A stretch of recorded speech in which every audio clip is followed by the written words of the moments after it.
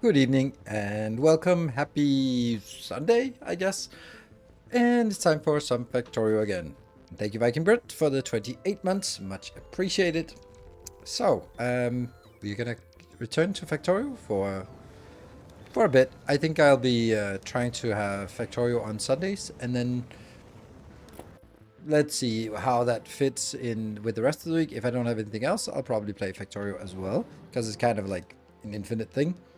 But I will be trying new things and other things as well to move on. We've been playing a little bit of Elden Ring. Not a huge success in any way, shape, or form, but you know, I enjoy the game. I just don't know if it makes sense to even turn on the camera. But anyway, not today. So tomorrow we'll have a release of a DLC for Darkest Dungeon 2. So that will be development notes, January 23rd, blah, blah, blah, blah, blah, blah, blah. It's free and a DLC too. So yes, there's a new DLC tomorrow, Inhuman Bondage, on January 26th, 27th. We invite you to experience the result of the last experiment. If you already own Darkest Dungeon 2, you'll get Kingdoms for free. If you're new to Darkest Dungeon 2, you will find a complete game bundle is on sale. Good. So, it was a good chill stream, a bit of a break. Yes. Thank you. Appreciate it. Much appreciated. And it is a little bit of a break. But we'll try this Kingdoms idea. I really hope that it's going to be more along the lines of how Darkest Dungeon 1 is played, where it's less of a, oh well, you wasted an entire evening if something random shit happens, because that's kind of how it is. I don't mind having an hour or two setback because of freak accidents. That's kind of the essence of Darkest Dungeon and XCOM for that matter, but I don't like the whole, oh well, you lost, waste of time idea. So we'll see how that works with the Kingdoms mode, and of course also buy the DLC, because inhuman bondage, I mean, if it's something with bondage, then, you know, that's kind of my thing. So, yeah. And speaking of that, I have been on a very interesting bondage workshop all weekend. So, yeah, this last, I take a step back. So I've been working a lot. September, October, November, December, like a lot. And of course, like, yeah, it's work, it's your gaming, whatever, sure, but it's a lot of hours, and I've had to cut down on a lot of other things in the meantime. So I've been telling myself, well, when January comes around, ad revenue is going to be shit, Factorio is not going to be new, it's time to cut down and start doing other stuff, which is also why you haven't seen a lot of YouTube videos lately. And because I'm just spending a lot of time on other stuff. And one of the things that I really want to catch up on was rope stuff. Rope. So I've been doing a lot of rope. So it's last week it was like every day, I think. I either had a date or an event to go to. So it was, yeah, I think it was actually every day last week that I did rope stuff one way or another, either privately, because I now have my own setup at home, or going to the lounge, or going to workshop all weekend. So yeah, that's been super amazing, and I absolutely love it. Something that is surprised me, because I'm just gonna go on a tangent now, because it's on my mind, so we'll blurt it out, and then we'll go into Factorio in a little bit. Something that struck me, like the instructors were from the UK, the ones who were here this weekend, and then there were also some people from Netherlands, and the guys from Netherlands, they were telling the UK people, like, oh, you should come do a workshop at our place, and then they said, we can't, because you're not allowed to. It has to be strictly non-sexual, or in the Netherlands you have to be registered as a sex club, and then that gets a little bit more complicated. If you want to host an event, then you have to register as a sex club. And I was like, oh shit, I forgot that shibari, rope, kinbaku, whatever, is in Denmark. It's intricately intertwined with sex. But that's not a lot of other places where it's like a thing of its own, that it's not sexual. No, it's just pure ropes. And I'm like, what's the fucking point of it? Yeah, so that's something, really feel privileged that we have two good lounges, clubs in Denmark, in Copenhagen, that where you can have fun, and then also do that, of course, at home, which is also amazing. So, good old shibari. Yeah, we love shibari. I do, but it's just weird that for me, it's the same with like other BDSM stuff. Like a lot of places, BDSM is not a sexual thing. I'm like, okay. What's the point then? But anyway, lots of interesting stuff, and it was a nice and perverted weekend, so I really enjoyed it. And that's all there is to it. So, but when we talk about kingdoms, or tomorrow with inhuman bondage, then no, freedom does not necessarily have to involve sex. I know, but for me, it's kind of intertwined. So, like splitting it apart, like, okay.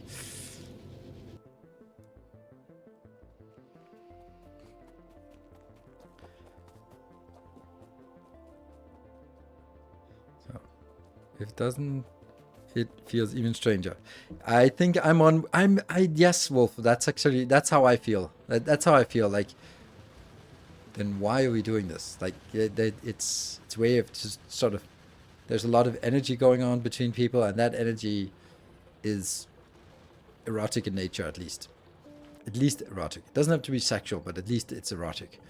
Otherwise, it just feels weird. Like, yeah, I think it feels weird. It feels strange otherwise, yeah. But I'm not into other stuff. I'm just shibari. But then I'm also just very much into shibari. It's really interesting. Like this, I've only been doing it like for 2 years, but only 1.5 years, like intensely. And for these workshops, most of the people have been doing it for 10 plus years. So they were like, when did you actually start? It's like, oh, barely 2 years ago. Like, holy shit, you've been moving fast. Like, yeah. I also had a discussion with the lecturer. She was saying, gotta get it right. Was saying that there was a special hard point that you do on a pillar, a hashira. So you do a hard point so that it doesn't slip. So you can tie to that pillar.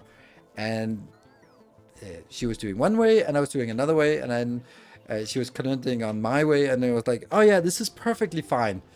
It's just, I don't like it.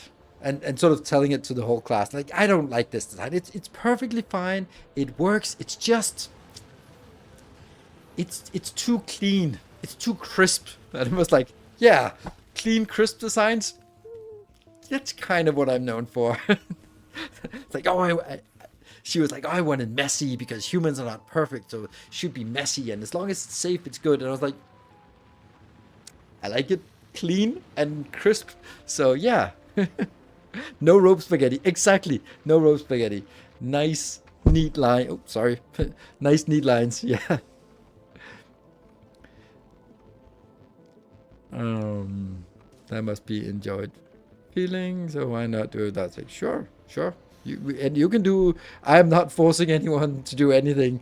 I'm just, for me and the space that I'm frequenting is a sexual space. It's a sex club for rope people. So it's often sexual in nature. Not always, but they also have evenings, like Monday evenings are like purely non-sexual. So if you want to go there and don't have the sexual aspect, you can go there on a Monday. But Tuesdays and Fridays are open nights where it gets to be that. Made a psychopath in BDSM session. I do. It's very unbranded. Yeah, and I was also like, you know what? You said clean and crisp designs, and I was like, you could not have been more spot on with my brand. So yes, that is true. Which also means that every rigger should have like their own thing. And I'm very tantric, and I then I use only red ropes because I think it looks better. So I have my red ropes, and I have my neat patterns and crisp designs, and you know, we each have our own thing. So yeah, it's pretty damn cool. I love it. It's also becoming a thing that people will notice that my style is a specific style, and I'm being tutored by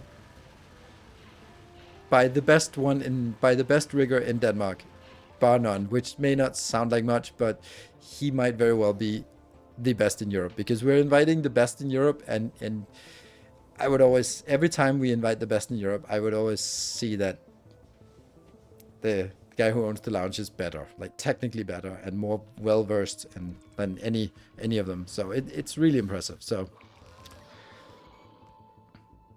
upgrade to blue ones, never blue ones. I like my red ones. Because as we know, Factorio and BDSM goes hand in hand. It does. Everything goes hand in hand. Round King, even within the community. Yeah, sure. Yeah. Roll Nintendo and quirks. Yes, exactly. I think it's just we just chill a little bit, and then we'll get started, and then we won't talk more about it. But it's also just so if people are like, "What the hell is he talking about?" Like, sure, whatever. Just mute for 10 minutes, and when you see the screen go to Factorio, then you unmute. That's totally fine. So, do you normally bring a partner, or do you find a partner at the event? Oh, always a partner. I don't like the random stuff. I make dates, but I don't go to places to sort of rope jams with pickups. I just don't find it interesting. It's a long way for me to go to Copenhagen, and I'm not going to go there in vain, and I'm not going to be sitting there sort of being on a Tinder date. So right now, if I have no dates available until mid-March, so I'm pretty solid booked. So I'm not in need of rope partners at all. I've even had to sort of install my own dojo at home so I can invite people over. So I'm not linked. not locked into only those 2 nights a week. So yeah. Red rope stands out, pops out better against more skin tones, say, than blue or black. Exactly. And it's also very often like black lingerie and then the pale skin and then the red color. It's like, very nice contrasts. So yeah, that's just just how I roll. Of course, if they had purple ropes, that I probably would have had used purple ropes. But I'm really happy that I don't use purple ropes because they're a little bit too weird. So I've seen some, and then of course you can get all sorts of weird, funky, spacey colors if you use nylon ropes. But holy shit, don't fucking use nylon ropes. That's a very American thing, and it's bad. It's bad. It's really bad. Don't use nylon ropes. Use natural fiber. Use jute preferably, or hemp, but hemp is much coarser. Or if you really want to be cruel, then you use coconut. I don't do that. I don't know. Yeah. When you demanufacture my own rope. No, I'm not. Actually, but speaking of something else, I am now a financier of a new sexology school that opens in Copenhagen this fall. I'm helping finance it, and it'll also be a space for sex positive workshops. So I'm giving something to the community. So yeah. The commentical all bad is the Factorio safe word. Yes. So what does sex positive mean? It means that you conduct workshops or have play spaces where sex is allowed. It's like when you go to a nightclub, you're not allowed to have sex there. But if you go to a sex positive party, then the space is designed so that you can have sex there. So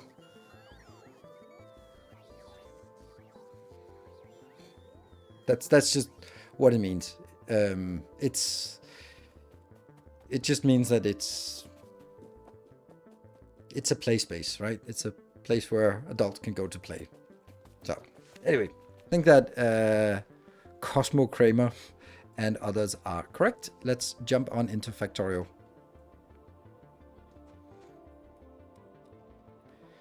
A lot about de-demonizing it also, given Western views. I mean, that's a very American. I mean, I'm from Denmark. We have a little bit more progressive views on sex and nudity. So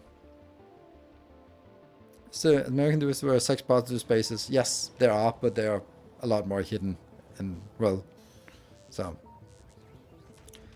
sometimes you just gotta know who your streamer. Exactly. So now you get a little bit of the of information about why I'm not streaming everyone. A little bit more progressive views on literally everything. True.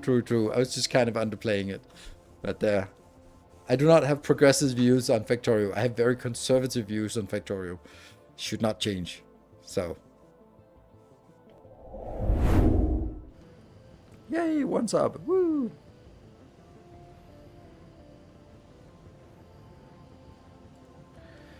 There, and that one. Yeah, but it's just a little teaser appetizer. We're not going to be diving too deep into it. But if there was a question, I'll of course answer it. And if you have a question, you're very welcome to ask, and then I'll judge whether it's an appropriate question to answer during this. But when we play Darkest Dungeon tomorrow, we'll probably be a little bit more inclined to sort of answer and ask these kind of questions. So feel free to shoot away if you feel like it. The Devil Risen. Thank you for gifting a sub. Good. What the hell were we doing? I don't know. Let's try to find out.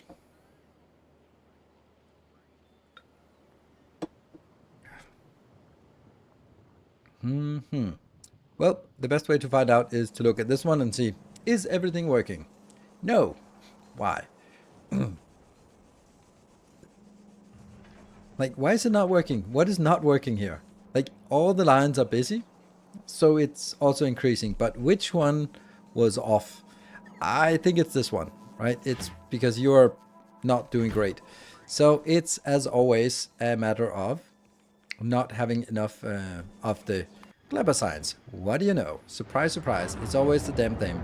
Same thing. So let's use that as our focus. Always clever. Yes. Always clever. Cleverlicious. Let's see. Is this working? No, it's not. How is the steel not working? Like, what?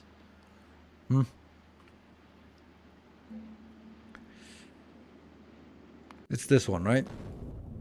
Yeah, you're on Gleba. You're sitting here with 16,000 steel over Gleba, and Gleba is not getting anything inbound. Or maybe it just arrived. Yeah, okay, now the steel is coming in. Okay, or maybe it was, I don't know.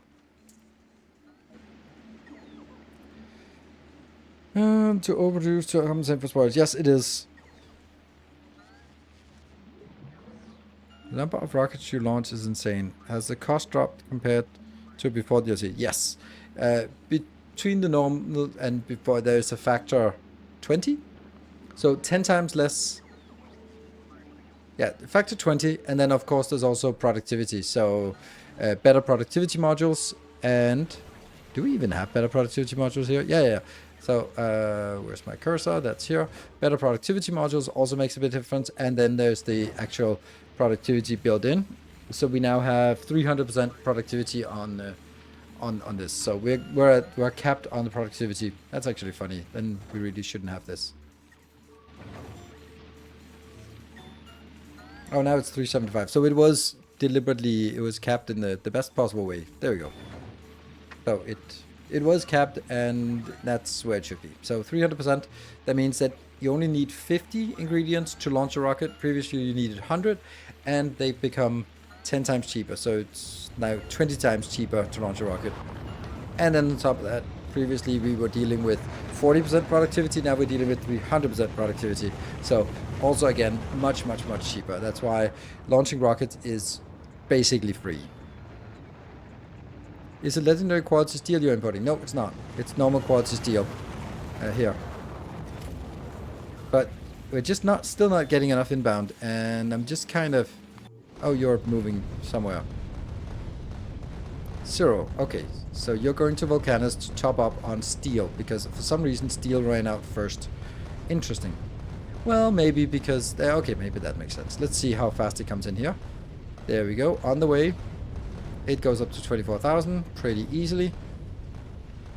Okay, so we get the 24,000, and then that goes back once we have the 24,000. Also, the other ones are topping up as well. Oh, this one is not coming in fast. So even though we don't need as much of the flying robot frames, it's going to be the flying robot frames that's going to be stalling. Because they only come in at 6,000, and then another 6,000. And let's have a look at Volcanus, and then that's...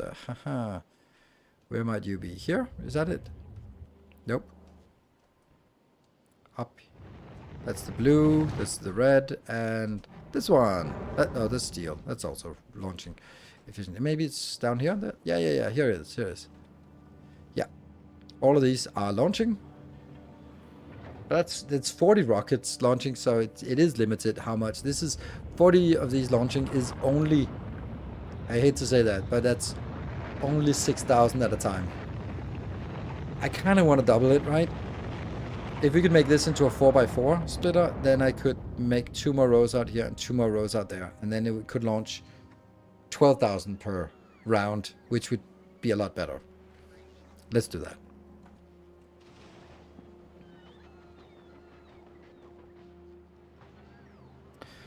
I'm shipping robot frames because robot frames are used for capture rockets.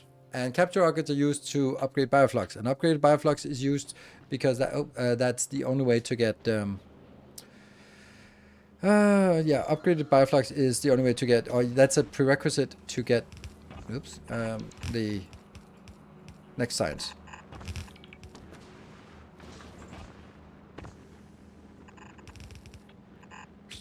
The legendary Gleba science. And we need legendary Gleba science.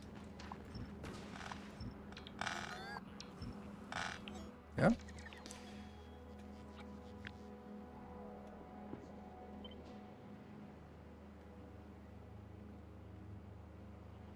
Smashing, and here, smashing.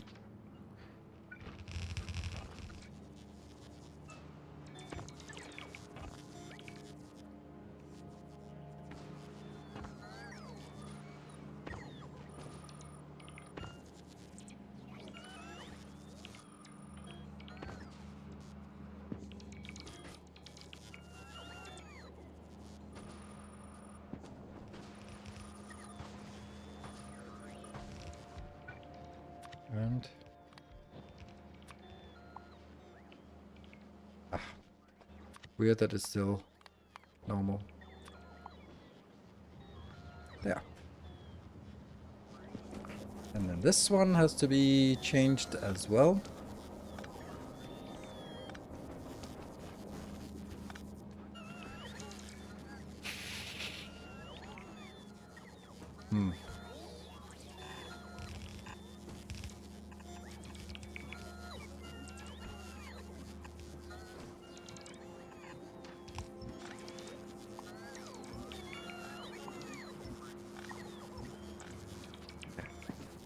You. Nope.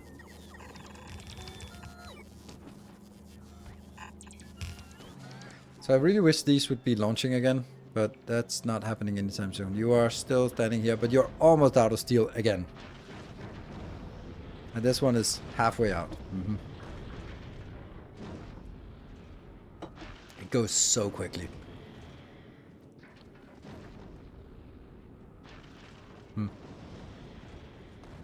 Come on, send it down.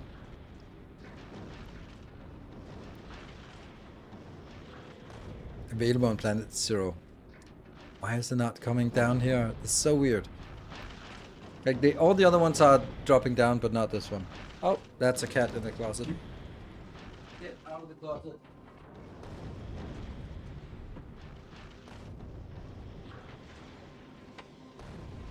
I don't like my cats in the closet. I want them out. No, more cargo pods. It's not it. It's still that bug that's not fixed apparently. Yeah.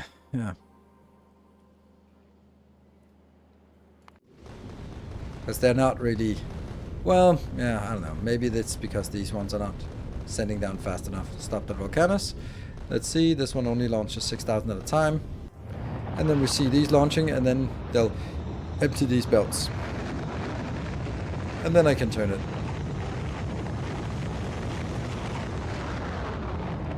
Like this. Emptying the belts.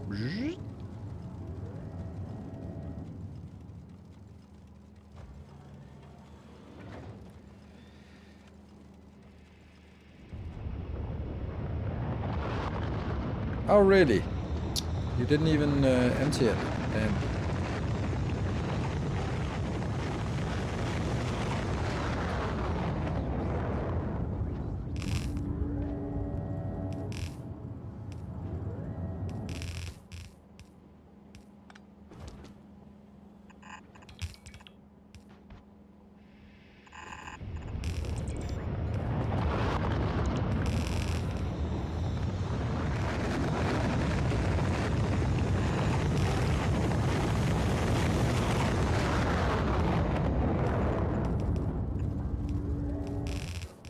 Oops. There you go. So now we can launch, well, when we get the rest of these. Why? Come on, 25. Why is that not coming in? Didn't I sort of build enough of a reserve here?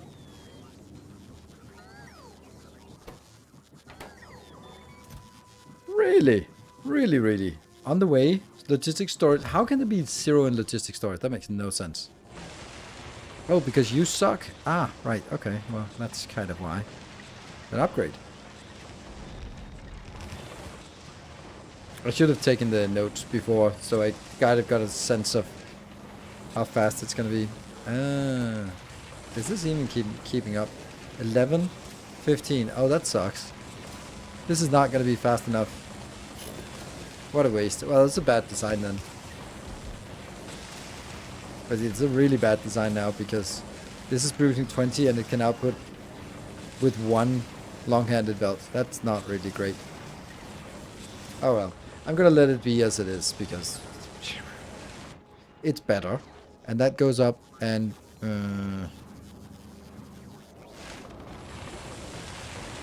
shouldn't you also be here? This one? Where do I get my blue circuits? Problem with the blue circuits is if I build a storage for blue circuits, then they will also be launching when someone requests blue circuits. Then they'll grab from here, which is really annoying. And I don't want that, but I guess I can't really avoid it.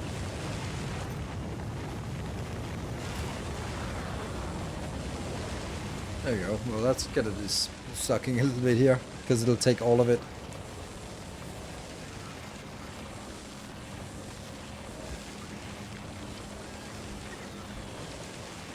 That'll be better. Or, hold on. These are gonna suck anyway, so why not have them at least take the excess that they're producing and put it out here. Sure, that's better, I think. Good. That means we get a little bit more. And oops. This one, still missing that. How many do we have? 40. Okay, so please go.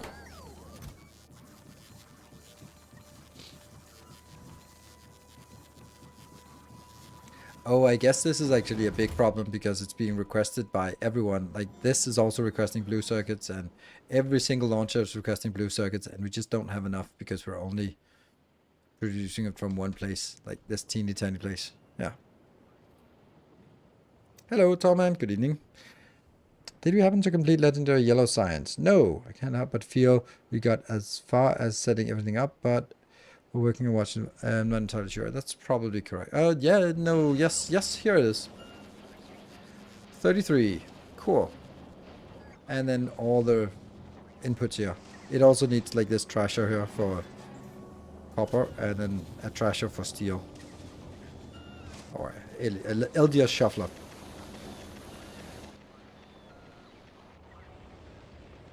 Maybe add one more blue build? Nah, I don't wanna. I don't wanna. There's a lot of things that are just like not working because it will get there. This one though. You are loading. This loading system is just not great because, yeah, I don't know. Let's have a look on Gleba if we have science. 14,000.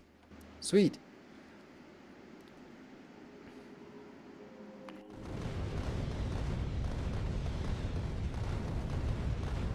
So when it comes back, it doesn't just drop things off. It'll be sort of hovering in the air, but it really should just be dropping things off. So if we look at Navis and then look at it and go, you should want 20,000. Yes, you should want 8,000. Good. And that means the ship has left again. Good. That's how I...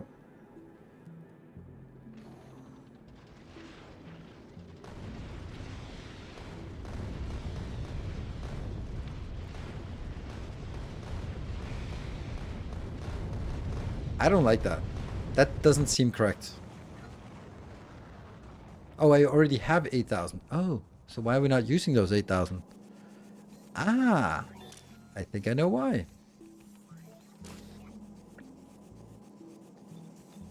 There we go. That should help. That should make it not die so easily here.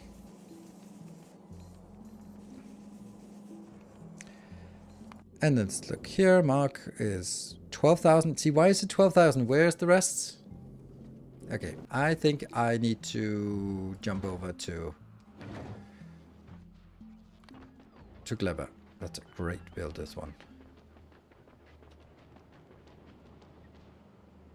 Just rocket silos everywhere.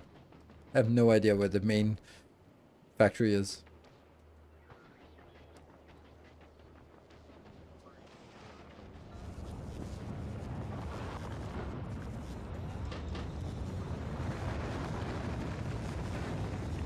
I will deliberately travel there just to make sure.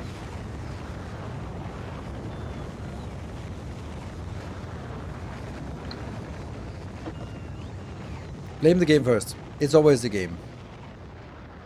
The game didn't fix my settings.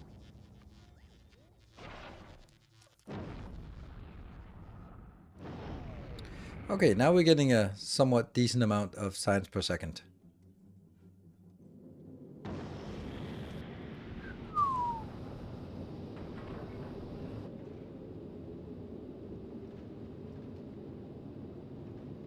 Mm-hmm.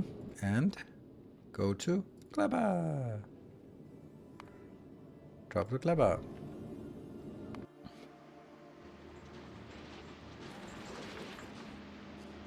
This one cozily chugging along, making legendary carbon fiber, 25,000 carbon fiber. Nice. Just time is our best friend with this regard here. This just, as long as you have time, then it's gonna work. I want to redesign the science setup, but I don't know how. We're gonna do it when we're on site. It's much easier.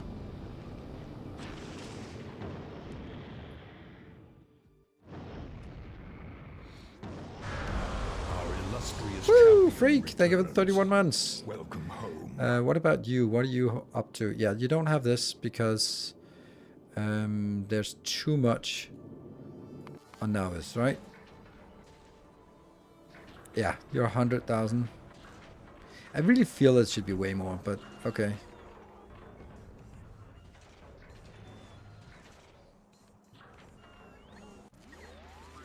Uh-huh.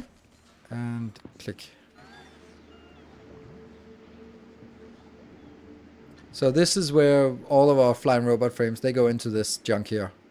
There could be one more, actually, and there probably should be one more, if I'm being totally honest. And all of this here is just upcycling these, yeah. And then it goes into this teeny tiny build, which will make legendary science. And that's where we have our 15,000 legendary science, which we need to get rid of as fast as possible. But this is just desperately wishing to get more legendary bioflux. Hey G-Wolf, thank you for the tier 3 for 34 months. Nice. If I actually get a deep spaceship, should I just scale everything way up and have enough space to make it easy? I think you really want legendary stuff, because that's gonna help a lot. So I'd like to have one more, but I honestly don't think I can support it. Another thing is, can I even build it? If I build this, then that would be hosted there. That means I'm gonna have to make some amendments over on that side. Okay, I mean, I can do that. I think I have enough. So this part, right?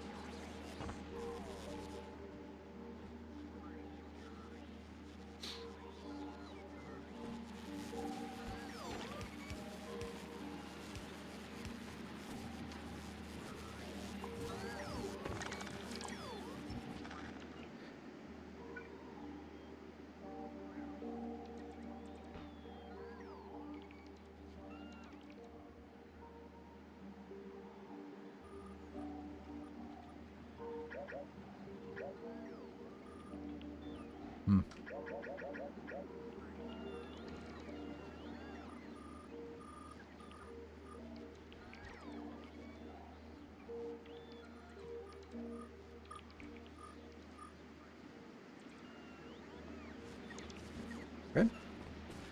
And let's take this out.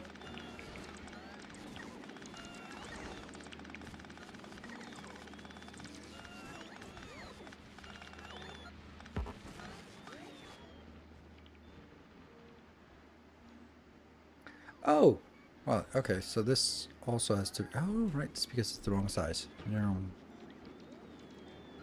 Okay, this is working. More on the looking side for some time, but always happy to catch a stream. Thank you. And there will be some Factorio streams here and there. This part, I think I need to adjust it upwards, so... Or maybe I want to adjust this downwards. I don't know. Just feels weird that... Could it be here? Not really well, but it could. But I don't want it. So we're just going to be using this as... Oops. Oh.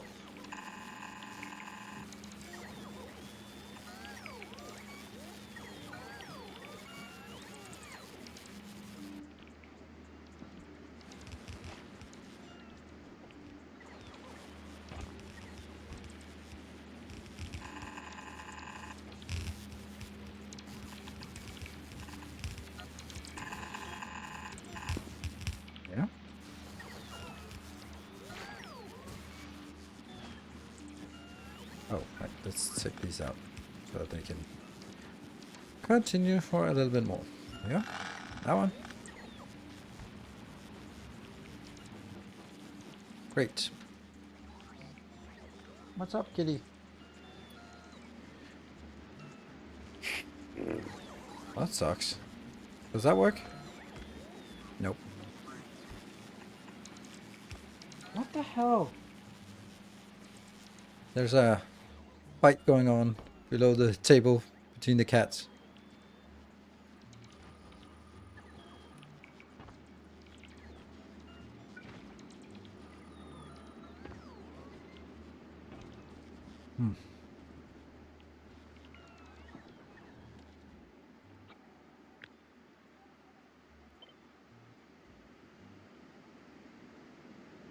Like this. Oops.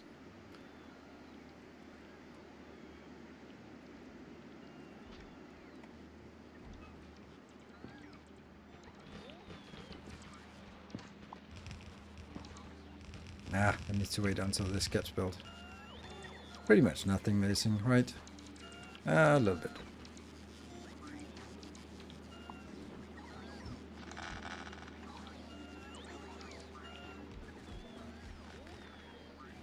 Sweet. Now I just have to figure out what goes where. Oh, here's another little issue. This one is... Okay, so you're taking half from the top, and you're taking from the second from the top, you're taking from the third, and you're taking from the fourth, and then this one collapses. But that, it shouldn't need to do that, right? It should just continue.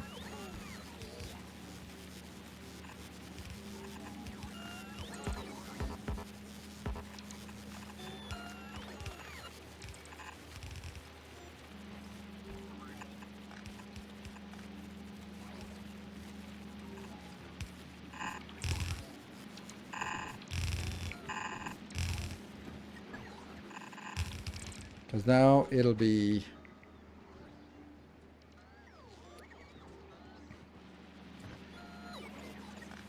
We can still do a balance of sorts.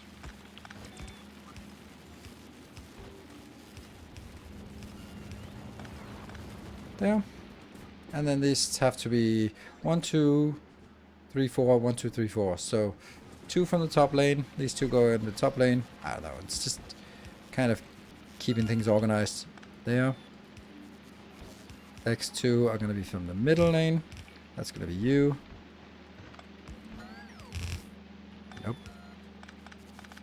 And then we have the lower 2 lanes here. They move on. And you.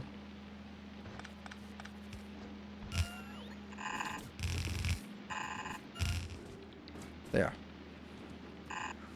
Oh, that's close. That is... There we go.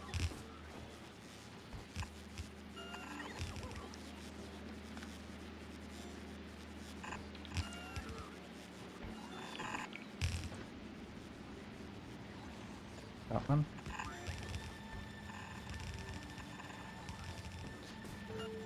Similarly.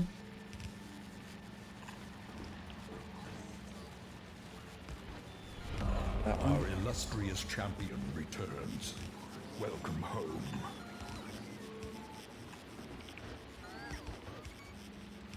Welcome home. Who is that? That is Mokona. Thank you for the 24 months. That's 2 years. Thank you. There we go. So that gets in here. And then all I need is...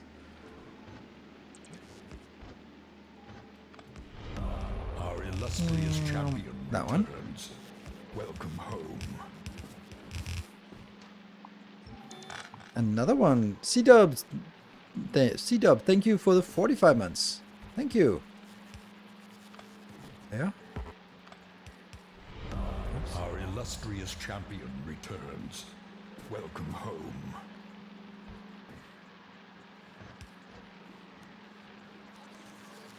A new subscriber. Come, steal yourself. What is We this? are building an army. Yeah. Yes. Okay, so that is controlling all of the spoilage. Okay, so Meek Force, thank you for the 14 months. And Spawn Peaky, thank you for the brand new Prime. And Civil Seed with 200 bits and Randoms with 200 bits, thank you. And then that triggers a glorious hype train. Well, some kind of hype train. We don't know if it's a glorious one yet, but it's a hype train.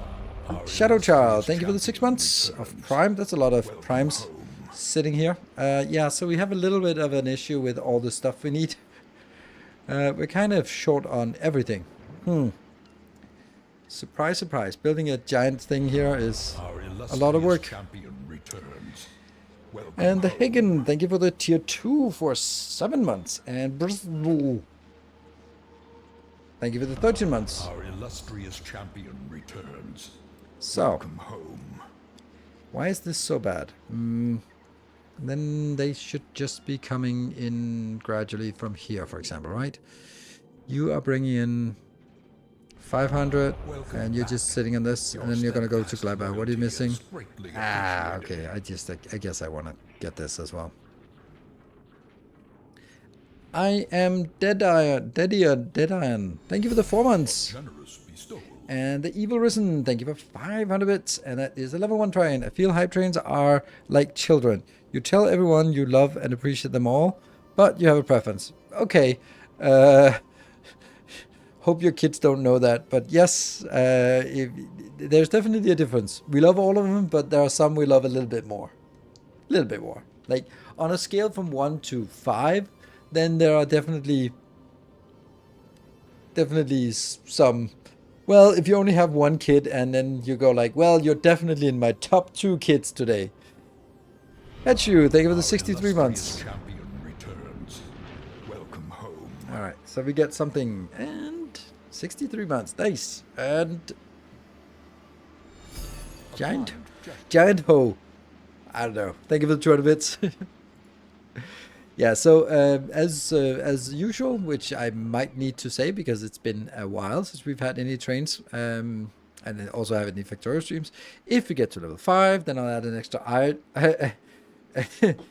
I'll add an extra hour of stream, and if for every hype train level beyond level 4, actually, I will be adding an extra hype train level.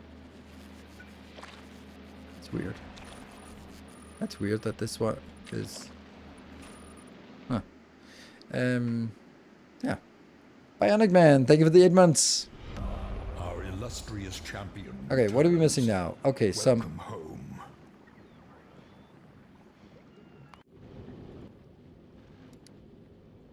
200, just not enough. Why not? Why are we not getting 500? Seriously, 500. What else are we missing?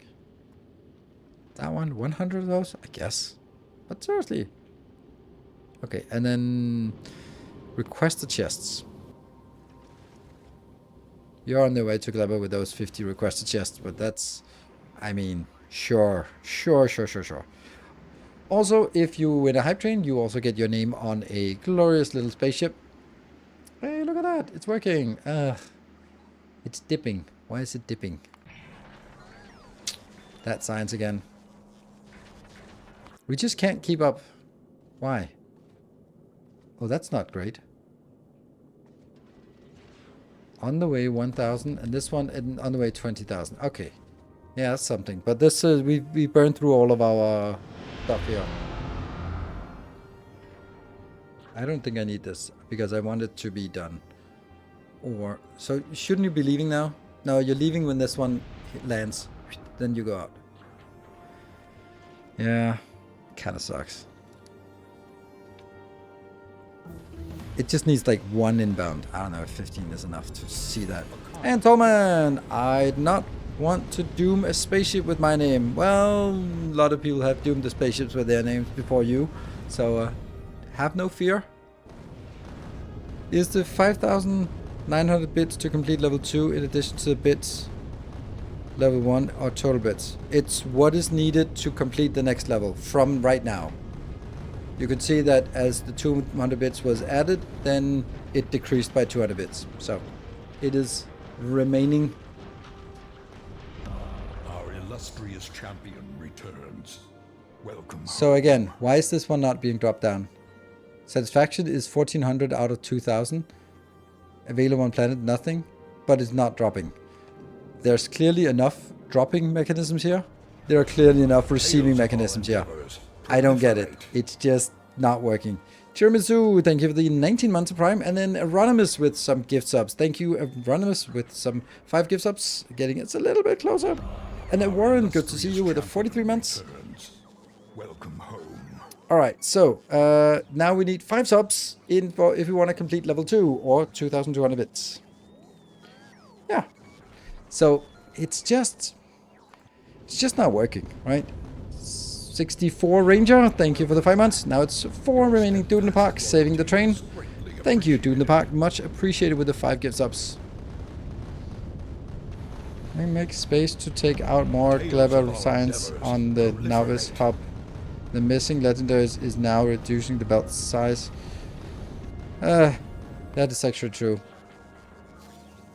But there's still a problem. Like it's not here.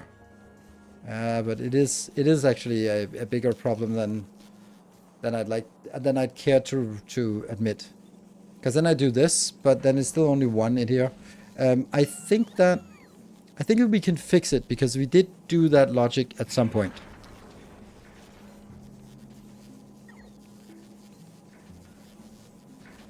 That one is jammed because it's waiting for more legendary signs. I can set these as something.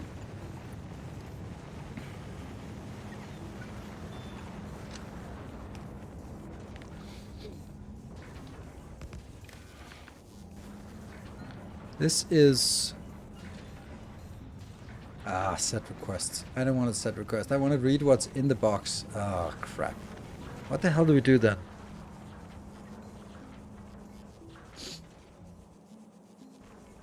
I guess I can monitor the belt.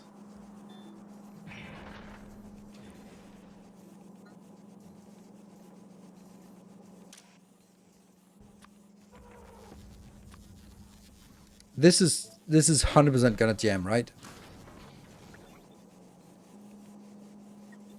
Let's try that. That is 100% gonna jam. There's no way it's not gonna jam.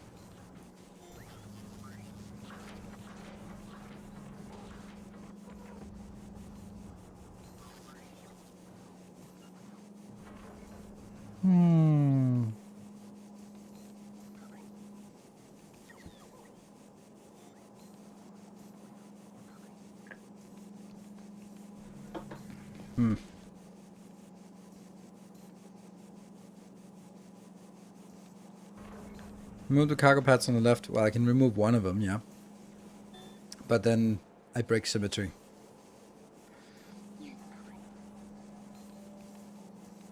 Read the network. Oh yeah, read the network, yeah. I think read network, that's a good point. That's a good point. Let's do that.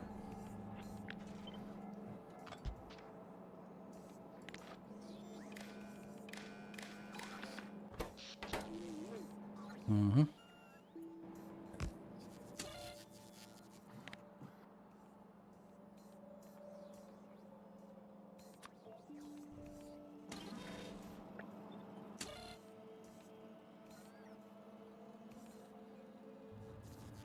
Yeah, if the cargo track that out of the network, that's true. It's true.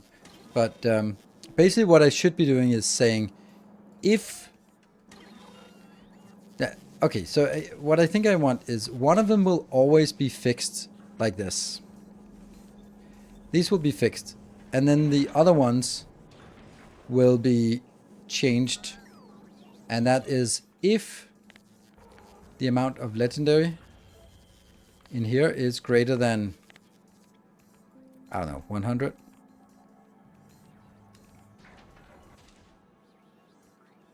Yeah, okay, it's not gonna work. Then output legendary. Because what happens is now is that if there's legendary, it outputs legendary. But as soon as there is no legendary, because it's all been moved in here, then these ones will also change and then therefore not export because they're exporting to that block. Oh, the hype train is completed it. Oh, fuck me. We forgot to hype the hype train. 20... it always happens. I focus on the game for 4 minutes and then the hype train dies. So 20 subs to complete level 3 or we are dead. Damn.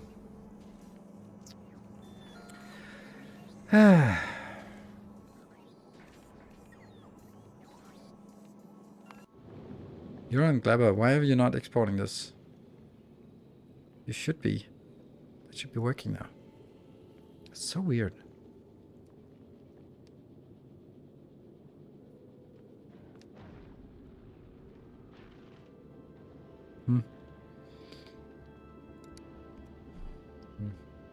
Oh, there you go.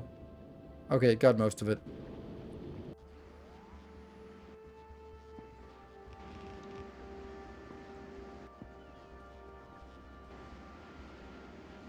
And that was the train. Thank you for joining on the hype train. Too bad we couldn't get any further today. Let's see. I can just make that, right?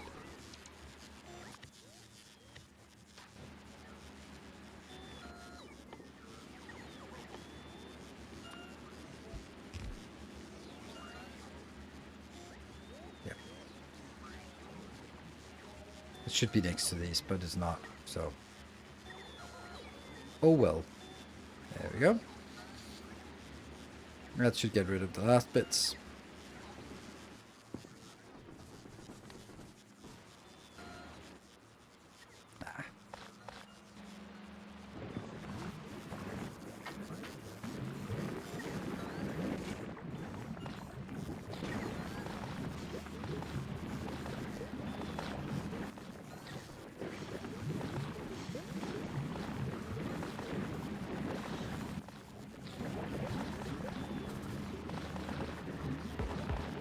Very important that I hand feed these. Oh.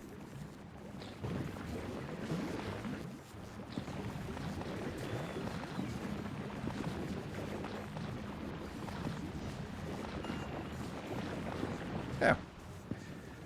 Now I can trash the rest. And we have nothing else that is... Nothing is not working. Good. I am writing through a translator. The text may be inaccurate, I apologize, but I have a question. I'm looking for a mod. Maybe someone knows the name. That seems like a weird thing to come into my channel to say. Why didn't you just post it on the Factorio Discord if that's what you're asking? Okay, so these are fully saturated. Weirdly enough, this is fully saturated. Weirdly, yeah.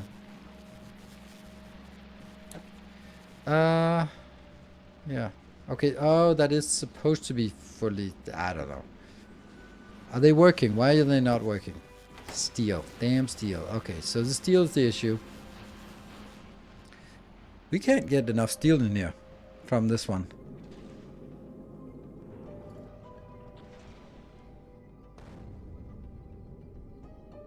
You know, this can send in more, then it's not really... So now it's actually constrained by the amount of charging or landing pads we have here. Like, this is the constraint now.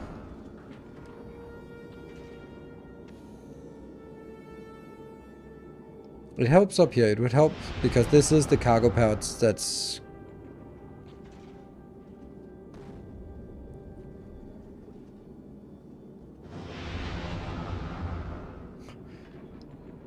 I need a lot more. Right, it is really this part that's the constraint. Like, they are queued up. There we go. 0 on the way. A little still 6 rockets on the way. Still 1 rocket on the way. There we go. Still 1 rocket on the way. And then we go. Come on, rocket. Yeah, adding more space to the ship would be a good idea for this particular thing.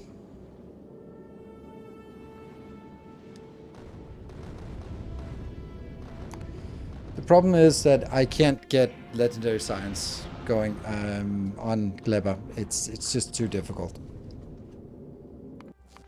I would need 10 of these builds. Like, this is 4 builds, but I need 10 of those builds, and I can't even keep up with the steel going into to 4 of them. So multiply this by 2.5, then it's a lot it's kind of a lot of everything that needs to go in just to keep it flowing. And ultimately, this is the one that has to keep flowing. And you want to see here, these are the ones where it says nothing is inbound. Nothing.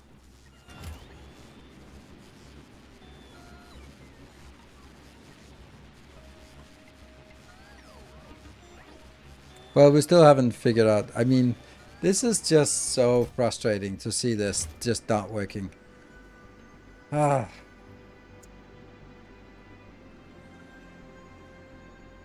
Now we get the steel inbound finally. But honestly, I mean, we have... Each of these is requesting 1,000 steel, and there's 4 here. So plus 4 is at 16. So just like that, 16,000 steel is being requested. And we're getting 24,000 in on each cycle. So obviously it's not going to cut it. But let's take our ship and cut it to pieces once it's done here.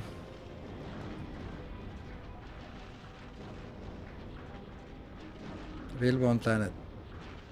Just can't keep up. Can't unload fast enough. Can't... I mean, this is not unloading at max speed. This is certainly not loading at the max speed. So there's just something wrong. Like there's something that's not working. And this is the part that's really frustrating, is that it's why I kind of lost interest in it when I played it last week, was that I did all the calculations, I did all the things, and it still was just running in against some hidden bottleneck that I can't overcome. Because this is not the maximum capacity for these. It certainly isn't. And neither is the max capacity here. This is not the max capacity this is launching by. Okay, that's the last one, and off we go. So yeah. But importing steel, bad idea when you can make small iron bacteria factory and cast steel from foundries with productivity. I don't think the battery bacteria is a great idea. I mean, it might be better than I think, but on Volcanus we're making it on like this one here, which is making 900 per second. So obviously I can't really launch it 900 per second, and I can't really transport 900 per second, but you know, it's not the production capacity. It is, and it's not the transport capacity either. It is exclusively the dropping from orbit capacity. And I hate that, because it shouldn't be a capacity, but it is. So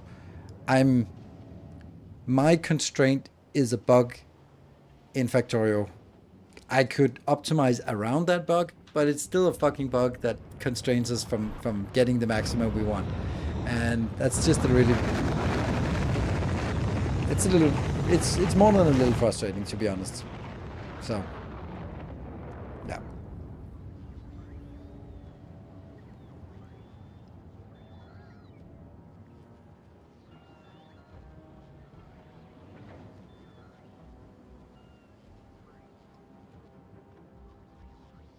I'm not going to try. I'm going to take this one and...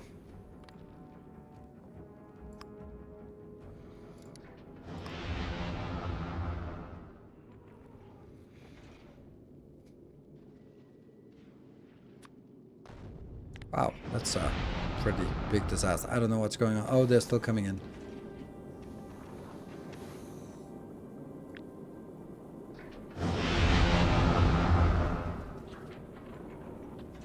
That can't be a problem, right? That's not really going to be an issue for us.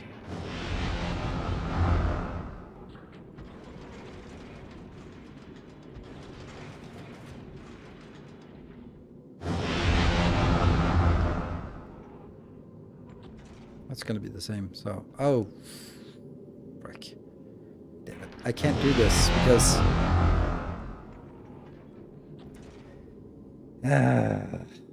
I'll have to redesign it then.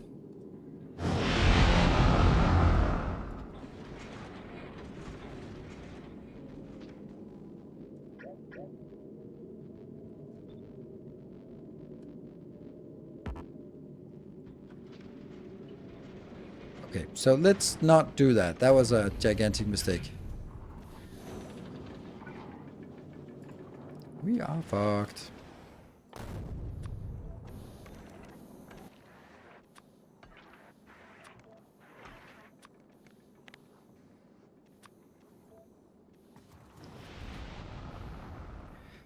Okay, so we are stranded now. Crap.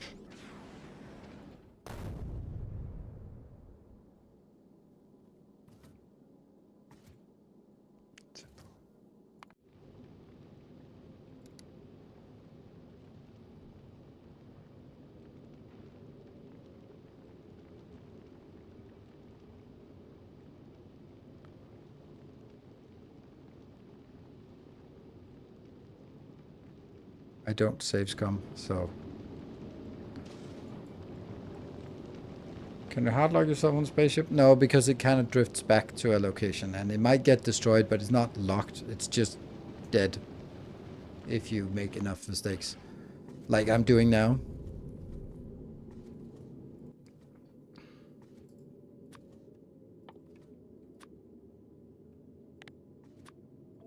Let's get that in here.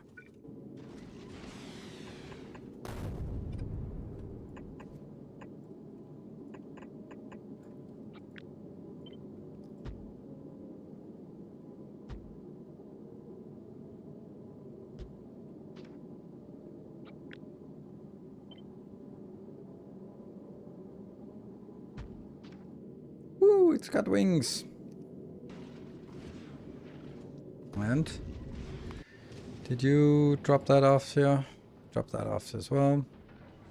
More of that. And then we go to the one that we wanted. You should be getting that inbound. Yes, please.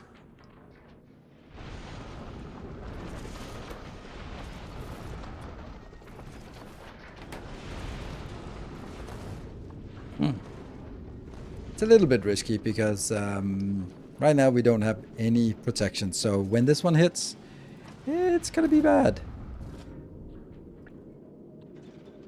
Shoot! Laser!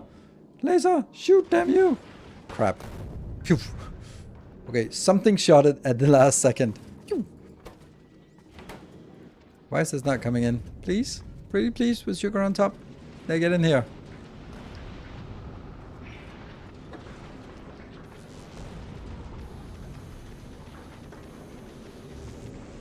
Ah, there we go. Lasers online.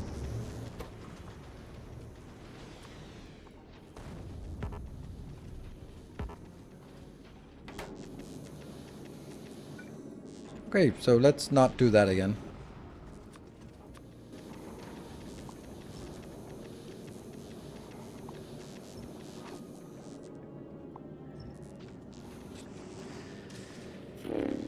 So let's do down here. Oink. Well, the thrust is not going anywhere. Oh. Oh, right. Okay, I cut too much. Yeah?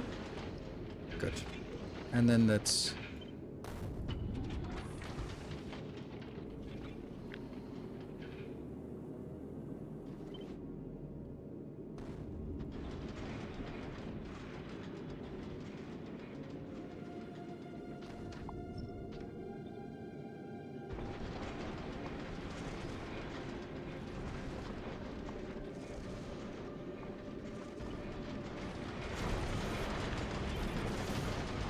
There. So what are we now added? 1, 2, 3, 4, 5, 6, 24 additional. Yeah, that was a lot better way of doing it. And now I can take my break. Cool. Let's take the break while this ship is shipping.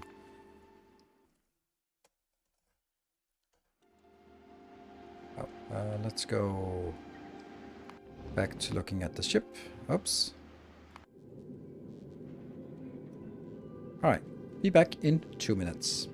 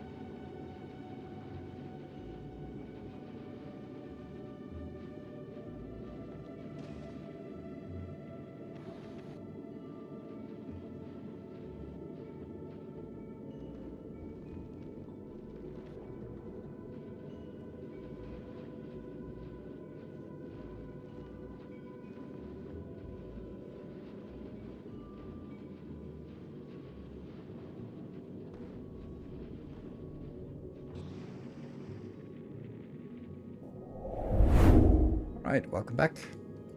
So, ship is built. Yay! Probably not as fast, but maybe it'll work better now. Well, we can also just go a little bit bigger then. We can do 4, at least. 24,000 is launching, but I need 32. Damn. And something is launching. This one is just getting 8,000, which is good. Right.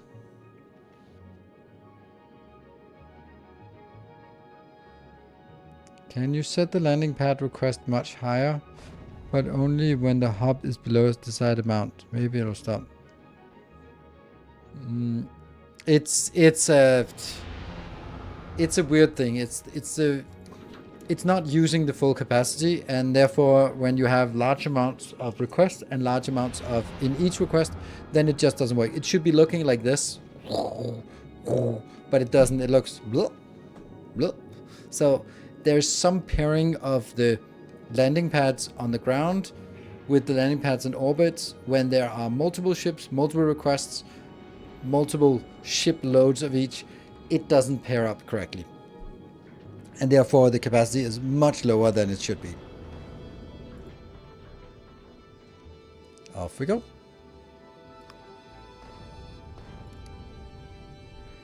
Cleverlicious. Now it'll be a lot slower. It was almost 500 before, but I guess it's almost 500 now as well. Okay. 480, and then it'll get exactly 500. It was like 485 or something. You also have more on Gleba. It doesn't really matter if we have more on Gleba. If it's not working, if the problem is it's not working.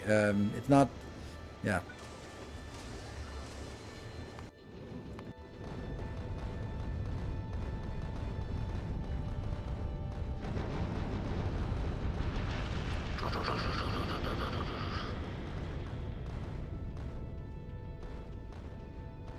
Okay, so right now you can see that there's 0 available on the planet. There's 24,000 available in the sky.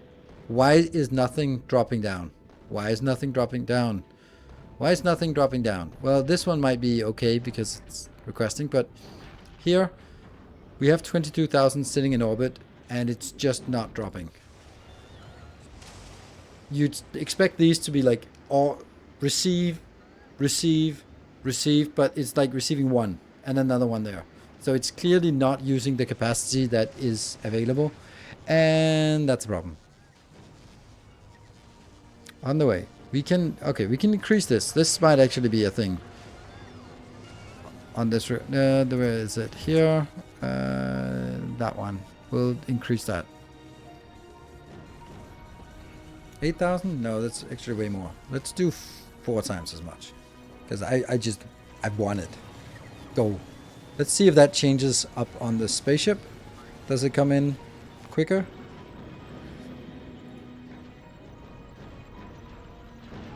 There we go. That got launched. Good.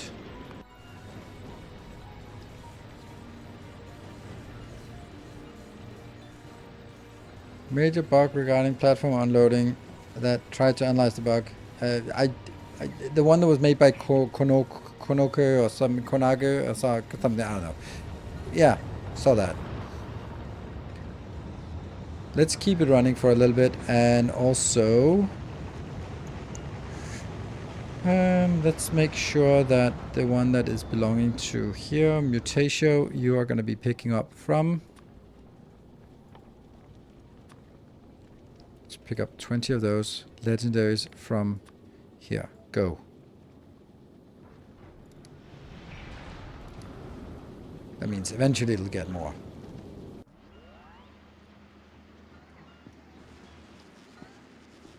Let's have a look. It's just honestly, I think it's a little bit of a clumsy system here.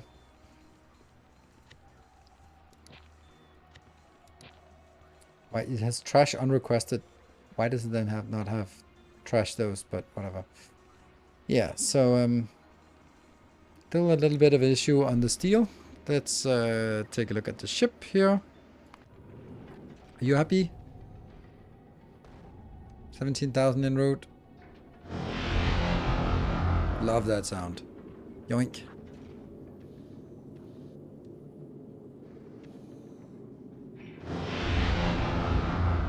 Is there still much of anything going on? Fulgora most have been removed to volcanoes. Yes, Fulgora has one purpose, and that's the holmium stuff. And anything that's not the holmium that is irrelevant to build there. Unfortunately, but that's how it is. Okay, so it's receiving. It still seems to be constrained by these. But that might be like the first time because it just did a major unload.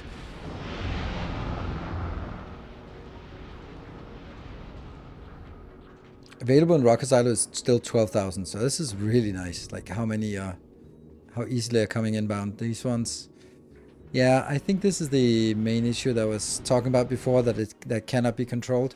So what I have up here is, here, I have all of these. They want to request blue circuits, but they're requesting them here because you can't put them in manually. So, or automatically. So they are set to automatic here, so they're requested, but there is no priority to say that these ones should be requesting, but not these ones. These ones will end up requesting some blue circuits, which will then fly from this location down here, instead of just constraining it to saying these are the only ones that will export. And there's no way of preventing that. And you did.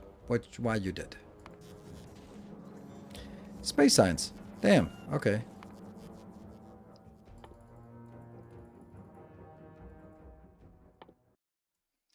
Let's get some simple ones.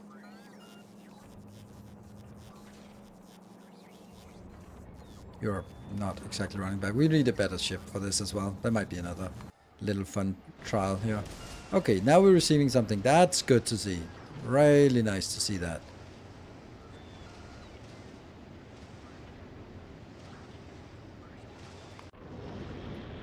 Shipping out. Okay, maybe it's getting better.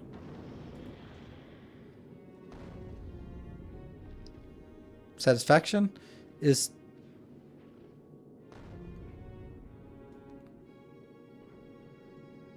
There we go. There we sent the last of it out. Okay.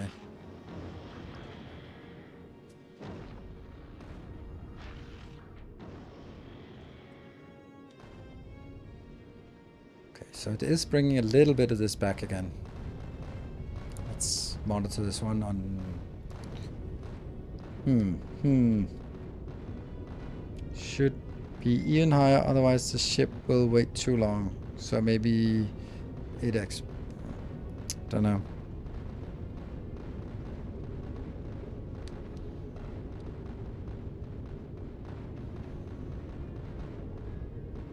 Shit. Oh.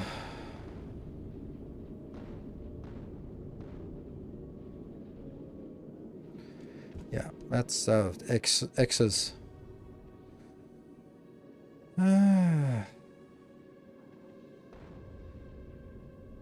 But there's only 12,000 en route now. Why only 12,000? Well, 12,000 is a lot, actually. That's 40 rocket silos.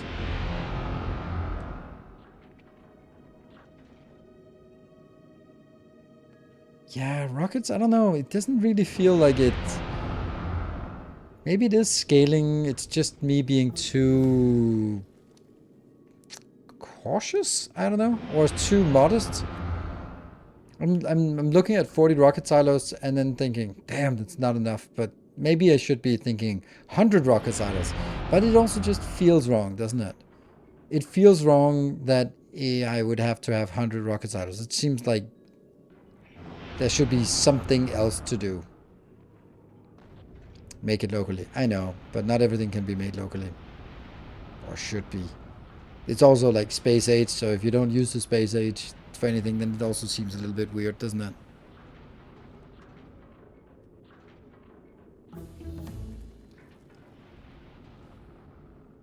Is this working? Yes, this is up to 223,000.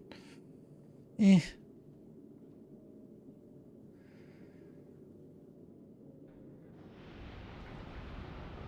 And this one should be able to run consistently. Right?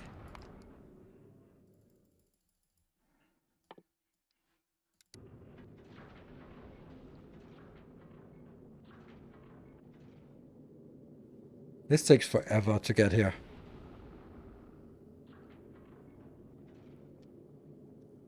Like the launching thing takes way too long. The loading. Missing the problem here. Is it about a bug present with logistics or something deeper in the expansion? It's a little bit of both. Maybe the bug is not as bad, or maybe it's not even there.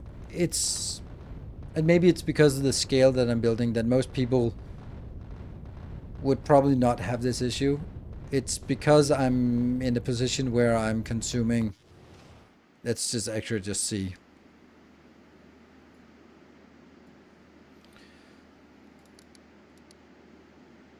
400 steel per second and 400 blue circuits per second. And those numbers are just not very good to bring on spaceships. Like that's, or by robots for that matter. You used to drop the plans before. Is that what you're seeing? No, I'm just seeing it's a little bit too slow. But isn't this classic mega basing? I don't know. Yes, kind of. It's kind of the same as we're used to with trains being a really limiting factor, and you need like really big trains and you need them sort of end to end and just keep flowing. But here I feel that the problem is a little bit more fundamental, because on trains in vanilla or in the base game with trains, you can see all the parameters. So yeah, you need to load things onto the trains, and then as fast as you can load it, that's capped, but you can load it and then they can leave. Okay, so you can make longer trains and load them in parallel. Fine. But here you have this artificial constraint that it takes 30 seconds from the rocket launches to it actually appears. And then you have another part that you can't control the blue circuits where they're going. So you'd have to design the entire... No, it doesn't matter. Like, there is no way to prevent this.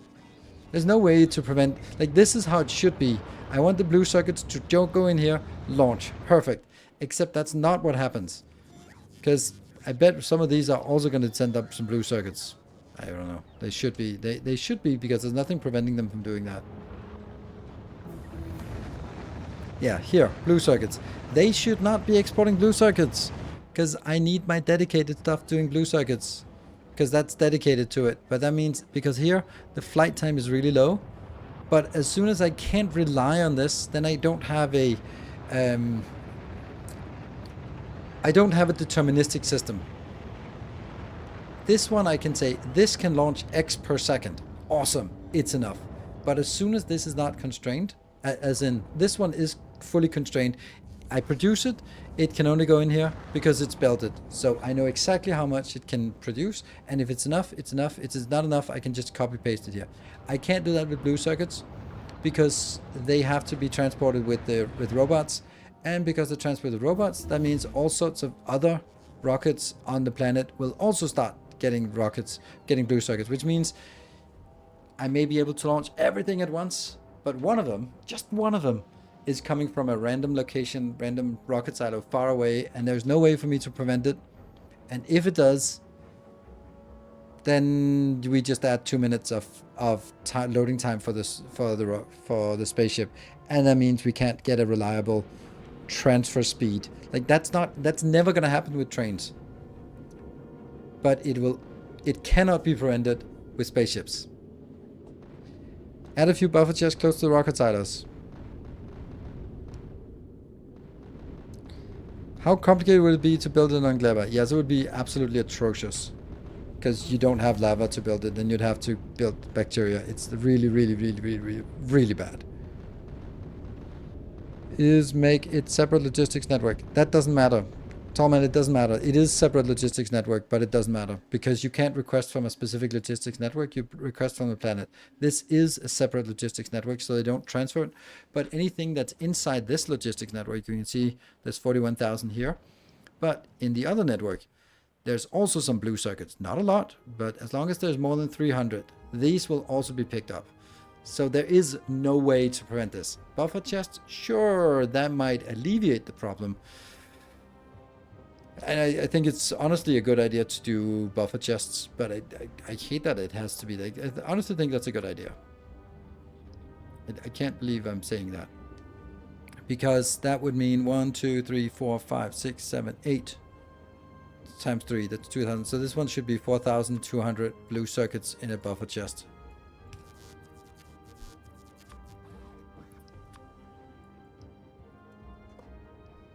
Yep. That is one hell of a shitty workaround.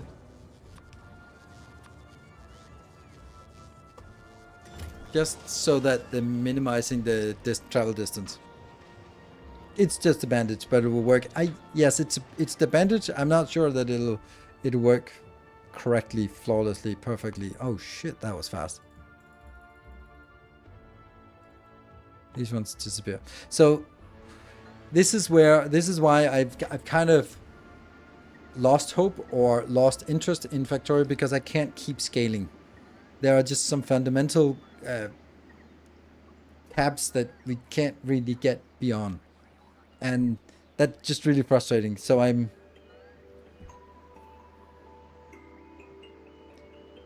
then not all of them are completely unsolvable, but they would require me to restart, basically rethink every planet in a different way, and then you can kind of mitigate something that's fundamentally just honest. I'm not gonna say bad design, but it's like it's not intended for this, and that's why I'm kind of because I'm getting to the point where it's equivalent to optimizing for UPS. It's not fun for me to optimize for UPS. It's just frustrating because you're fighting the game mechanics, and I don't want to be fighting the game mechanics. I want to use and exploit and stretch them, but not sort of just straight up. Just it's not going to work. So that's why. Snatter, thank you for the 3 months. Steadfast loyalty is greatly appreciated. Yeah, if you could, it would be nice if you could manually load the blue, or you could belt load or insert a load the blue stuff. These 3 things up here. It's one of those things where they had this problem. They talked about it. They went like, it's fine. It can't be that big of a deal, but then it is a big deal. So those are the kind of things, the lag time from launching a rocket to lands on the spaceship, then the time it takes from it drops off from the spaceship to it lands on the planet. Those 2 buffers mean that you need to, time buffers mean that you need to transport a hell of a lot more. You can say that, yeah, sure.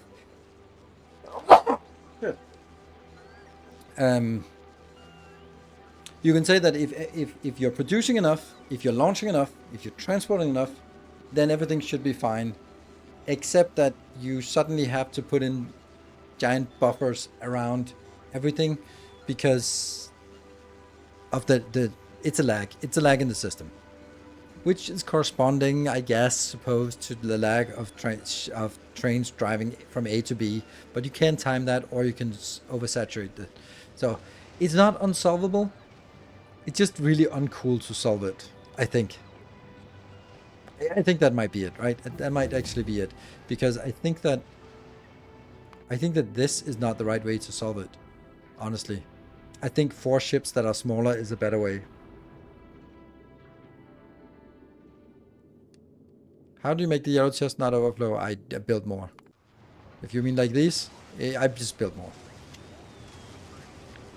So, it's not a... And then, of course, if there are some things that sort of accumulate, and you can once in a while go like, oh yeah, 191,000 legendary spoilage. Should I do something about that? Maybe. Fulgora also has a tendency sometimes to just be a little bit silly. 352,000 legendary holmium plates.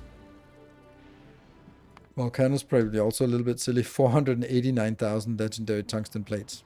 And yeah, so they are a little bit silly. Maybe we hope that everyone will transfer to Lindblue circuits eventually. No, they can't. They can't, because they don't work like that. You can't use legendary blue circuits here, so... The platform being slow to receive, I'm pretty sure, is because you don't want have enough cargo base on the platform. And as far as planets being slow, you should watch the video. Can't just now. Was trying to get you to watch. I'm aware that there is a problem, and I am aware that some people say that you can fix it with circuits, and other people say you can't fix it with circuits. But either way, I'm not going to be destroying my logistics system in order to alleviate a bug. So maybe I'll watch it, but it's kind of, I'm kind of disillusioned about it, to be honest. It's kind of annoying to me that I can't do what I feel is logical to do. Holy shit, these are fast. I can't even click that. There. It's not that complex. I disagree. But if it's the stuff I saw, then it is very complex. Of just having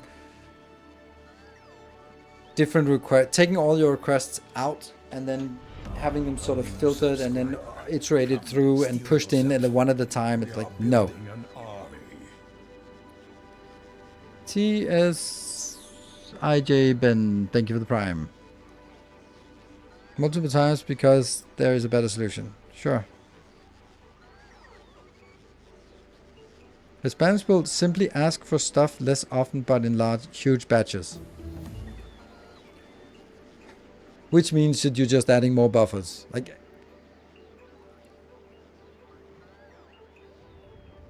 I don't know how to say this. I don't want to... Okay. And this is... I don't want to. It starts there. I'm not saying it's impossible.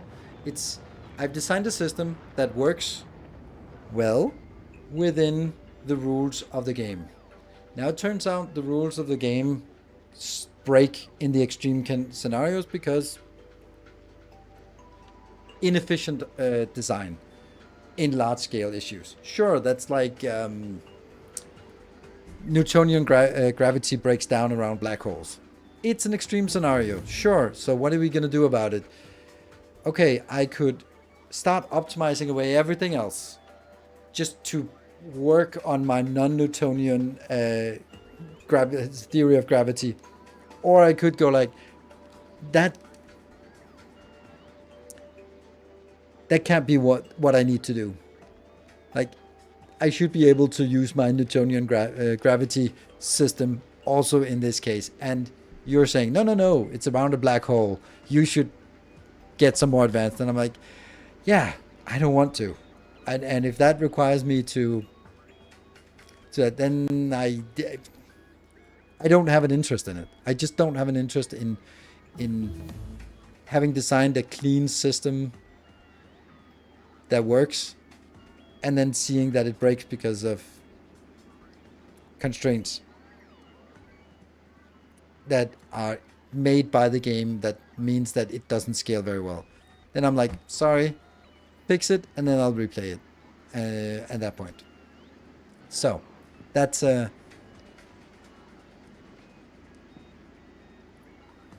doubt all science and go live and blend. Yes. Wouldn't extreme scenarios require extreme solutions? Sure. That everything is perfectly fine, but it's the same as sitting there and having your 10,000 inserters hooked up to a clock so that they don't swing when they need to, but they swing only a little bit and then they go in rest mode. I don't find that to be fun. It is an extreme amount of effort in order to save a few UPS, and it's just not the way I want to play this game. And if that means that I get to a point where in order to keep playing the game and keep scaling up, I have to play that way, fine. I'm just kind of hitting the boundary of I don't want to play that game because I don't want to be sitting here doing optimization against things that are improperly designed. So not saying it can't be done, just saying that's not the game I play. I play the game for like simple systems that combine into, simple rules that combine into solving complex logistical issues. That's the beauty of Factorio, is that you have some really simple mechanics of logistics requesters and trains and orbital requests, and those are really simple and they're easy to understand. And if you can understand them, you can design a system that can solve really complex logistics. Awesome. But if you have to design a really complex system to solve the 0.1 case, then it's fine. You do that. I don't. So that's basically where I'm exploring that space and seeing if it's me or if it really is necessary to do that kind of optimization. And as I find out that seems to be necessary to do this kind of optimization, I'll just be like, okay, cool. Probably not going to be going into that time. So, but I'm sure that SF Hobbit will do that. Hello, Mojo. Good to see you. So it's a choice, and I choose that kind of game is not the one I want to play. So that means that some things we can see how far we can get, and we will then also see that, okay, it's just stuttering. It's just not, like, it's getting better, but it can't be really perfect here.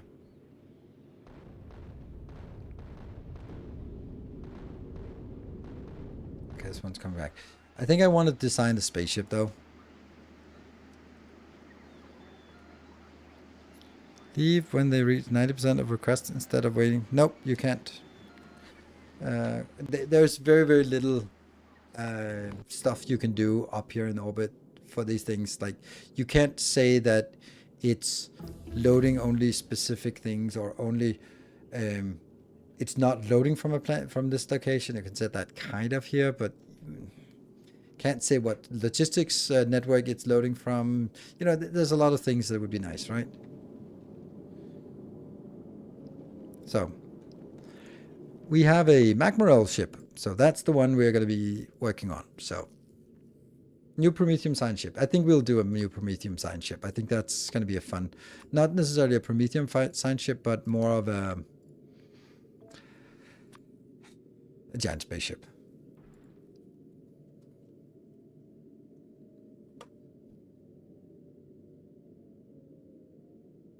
The underbug is fixing the next release. Good. Yeah. That's also, this is the other part of it. If it's a game that you know it's never going to get patched, then you kind of have to live with it. This is Factorio, and you can expect that if people will find and define it as a bug, then they will also actually fix it. So, yeah.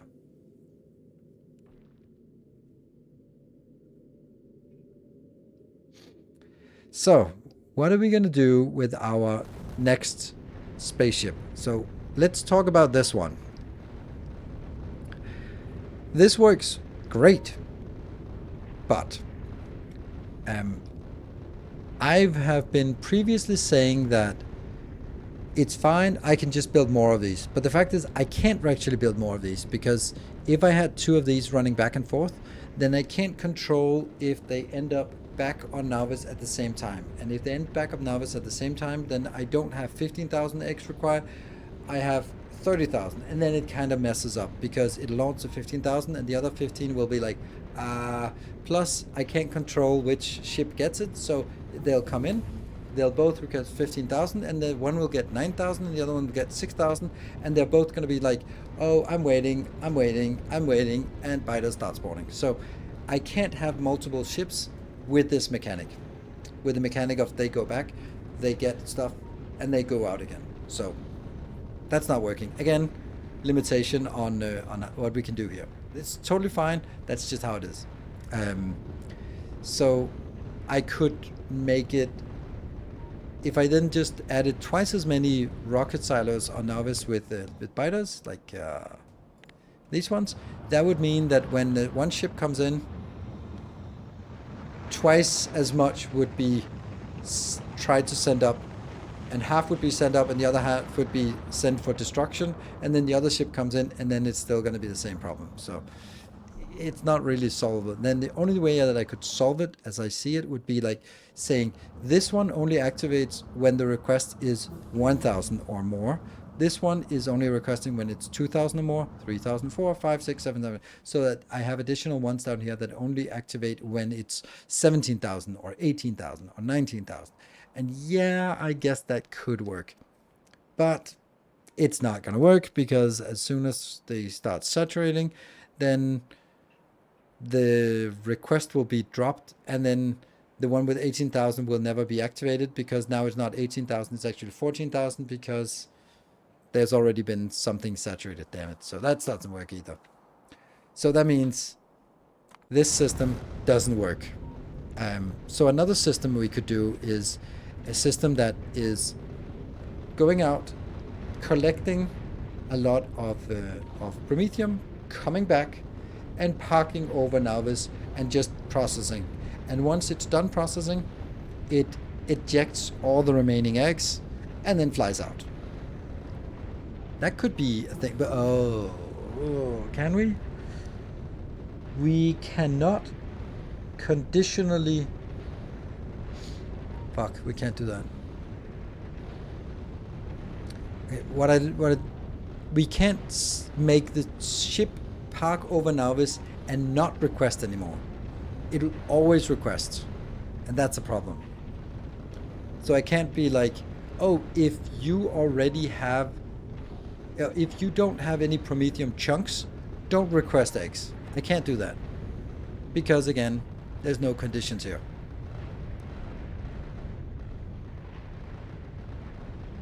Can you? Well, actually, you can. You can set a request here. Send to platform. No. No, I can only send to platform. I can't set request here. Yeah.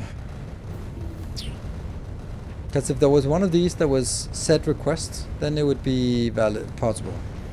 If you're willing to double the silos, you can't make them recognize their ship. Nope. Like rare destruction planners. Yes, you're right. You're right. That's actually a really good idea. So I built, just to explain that idea, I built 15 silos and I built 15 silos.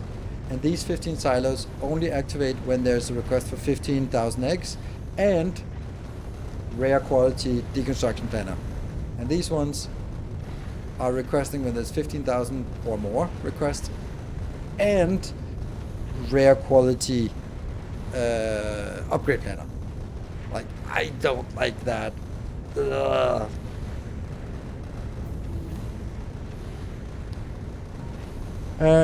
You can drop eggs as soon as you leave Nauvis and leave Nauvis as soon as you don't have any stuff to create science. Yes. Except, I was thinking the same thing, and in order for this one to keep working, so having it in orbit working, we are now consuming, we would like to consume 86 eggs per second. That means in order for me to sort of be able to process these eggs fast enough, I would need like a lot of eggs. That means the buffer would probably be like, hey, request 15,000 eggs and just keep requesting. Just go. Get me 15,000 eggs up here immediately. That means that as soon as we don't have any Promethium chunks, that would be the condition. As soon as Promethium chunks equals 0, depart. Then I still have, I'm not going to depart until all the 15,000 eggs are arrived on the ship. Why? Because they will now be desynchronized.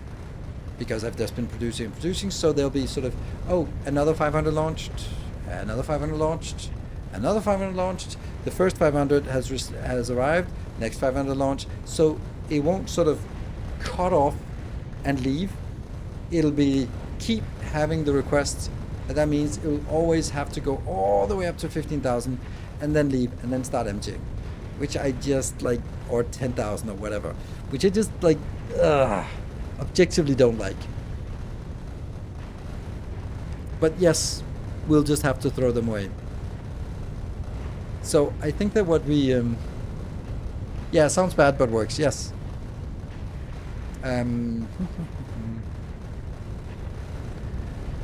So I think that we will not take eggs out. We will simply go out and then go really far out, which means that I do need basically the same processing, but not very much, because that processing only happens back on Navis, which means some of it is going to be the same. But that means we need a lot more storage, like a lot more storage, which means I probably need to design a new storage. Like, I like this because it's like, 20,000, that's fine, plus 5,000 floating around, that's 25,000, let's just go back. But I think I need more. When ship meet conditions to depart, stop sending stuff. How am I going to do that? How is the ship going to tell the rocket silos to stop launching stuff that is requested by the ship? Because I can't make the ship stop requesting it. In a way, it's flattering that you managed to drive the game to these things. Thank you. It's not, yeah. Okay, so, thank you. It's more, what are we gonna do? How's the ship gonna be different? First of all, it's gonna be much wider, like twice as wide, I think. Because this is a nice width, but it needs more. Then we're gonna keep these closer, because they're actually, when we get a little bit further out, these cannot keep up. You can already see now we're losing some of the chunks here. So we're gonna build a pattern that is probably 1, 3, 1, or 1, 4, 1. Probably 1, 4, 1, I think. Yeah, more grabbers in front, absolutely, and less along the side. None of these are actually working, but we'll do a little bit here. Like, they sort of slide in a little bit, but it needs to be much wider. Then we need to design.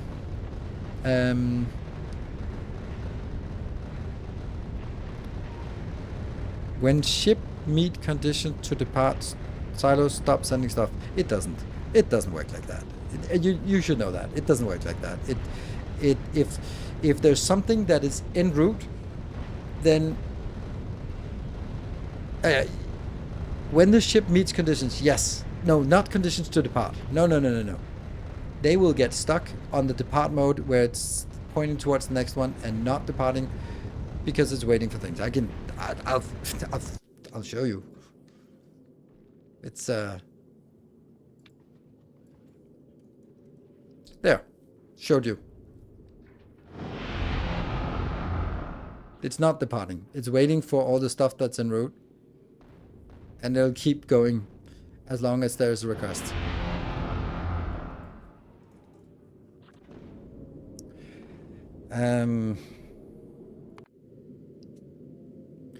You can't cancel a rocket that's already been launched or even getting ready to launch. Correct. Total 500,000 chunks. I think I need to go back from this. I think we need to go back to, oops. For now is to build. Huh? Oh, trash lots.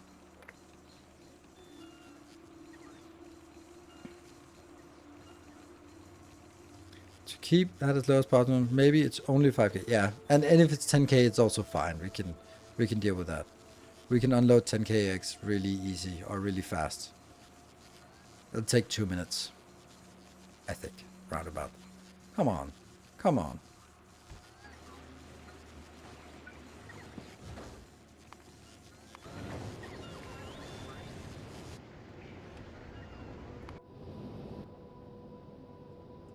It doesn't leave. See? Rocket is still launching, even though I have set the departure condition. And all the requests are full. Then it won't stop me from arriving.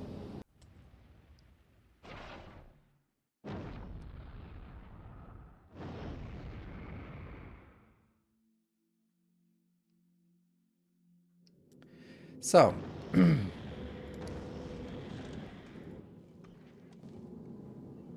So now we're moving. And then we're gonna dropping off on Navis. Okay, so let's do some silly designs here. We're gonna do that. I'm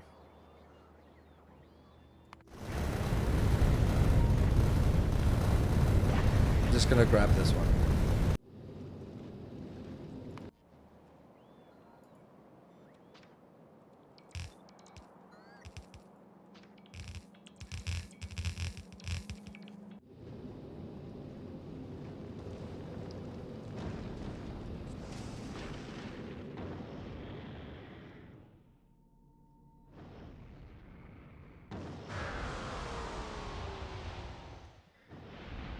New building that's tileable. The thing is, I don't need it to be infinitely tileable, but I need it to be better than the junk I have. And it's a hard balance to strike. Because I know there is a infinitely tileable option for it.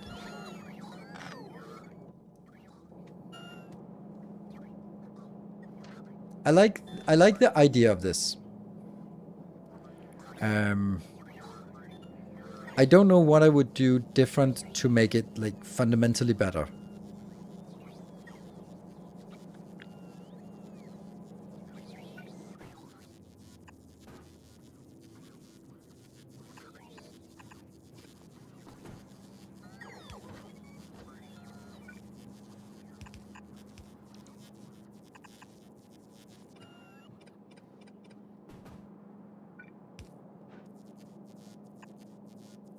I think this is kind of it, right?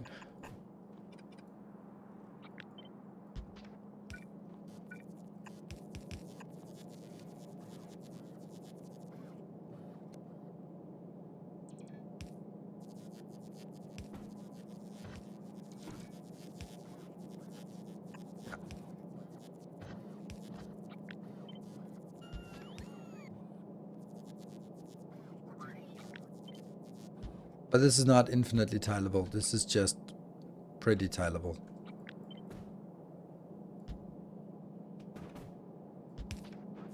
Because now this one doesn't tile anymore. That one would have to go here. And then you would have to be here. And then you would have to be... okay. And then you could be here. Whoops. And you could be here. And then that's a conflict between these two. But then that's like this. And then you can't go there. So no matter what. This one can land in these two. This one can land in these two. And this one can land in these two. So this is about as much as we can get. We can also day public holiday. Wish me luck. All right. Thank you for the hype train. Hopefully things won't break like they did with 150 people that lost power during the storm. Oh no.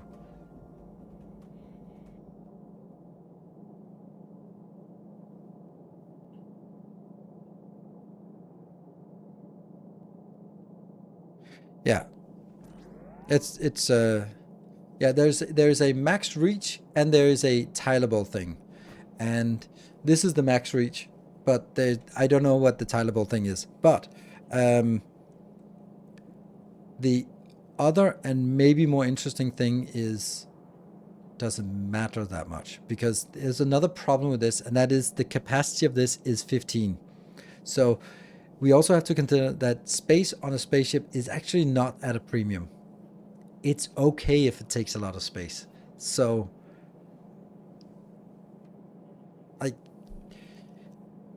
making it super optimal may not be as necessary as making it good.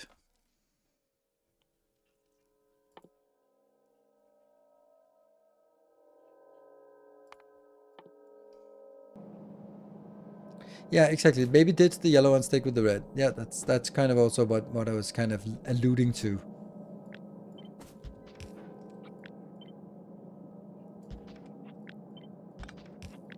Because then, like, hey, I have a pretty tileable pattern, and that's this one. Pretty damn tileable.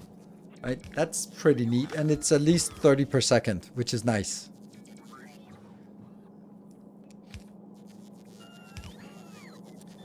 Like, this has the distinct advantage that it's super simple to deal with. Like, complete tile it as much as you want the other way. Or even 1, 2, 3, 4, 5, 6, 7, 8, 9, 10, and then do it this way. I don't know if you can compact it more, but then you lose some in one direction to gain something in the other direction. So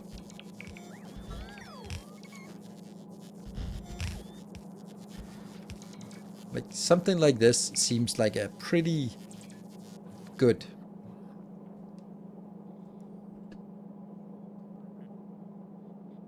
That the resonance.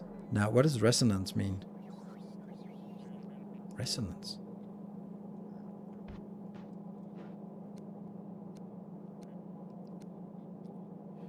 Crazy that the people wanting to watch. I mean, like on Twitch in general, or on this stream. This stream, not so much surprise.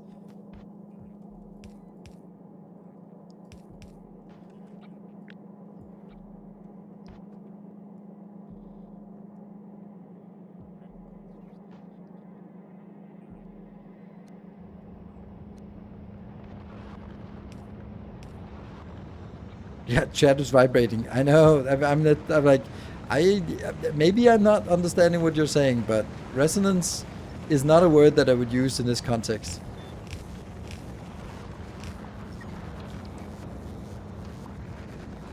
Yeah.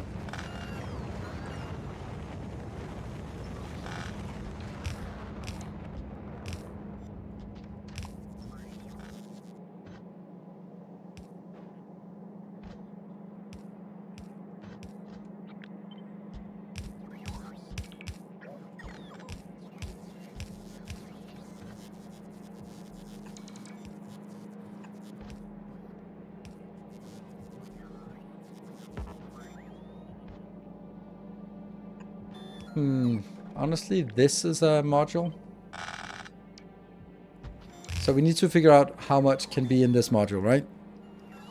Could you not have a fast inserter put like max of 20 chunks into a platform hub and have a slower inserter take it out to the assembly machine and request 10 chunks from Novice so you could detect when the ship is out of chunks on Novice? Stop the rocket start. There are no chunks on Novice. Chunks do not go on Novice because they can't be brought back to space and you have to build it in space. So, okay.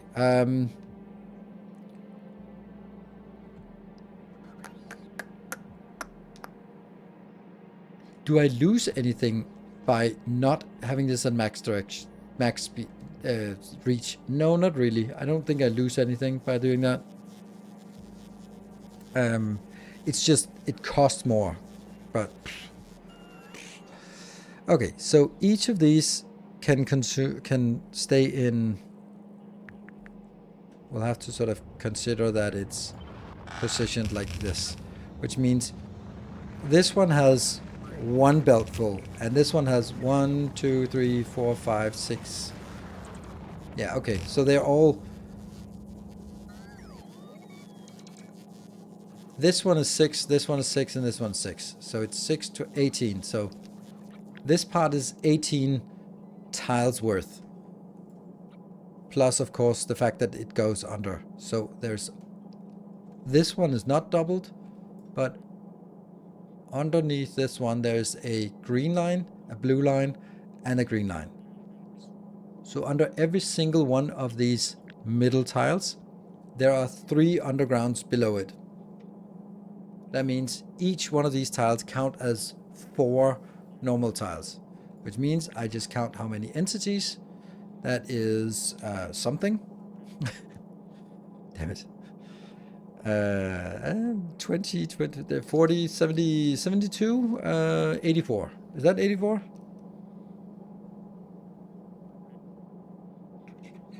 Yes, 84. So this is 84 entities. Actually, that's the wrong way of looking at it. It should be these 60 entities count as quadruple entities. That means it's 60, that's 240 plus whatever is out here, that's 12 plus 12. So 240 plus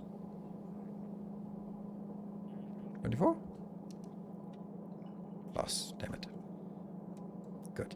So 264. 264, and then each tile can contain 8.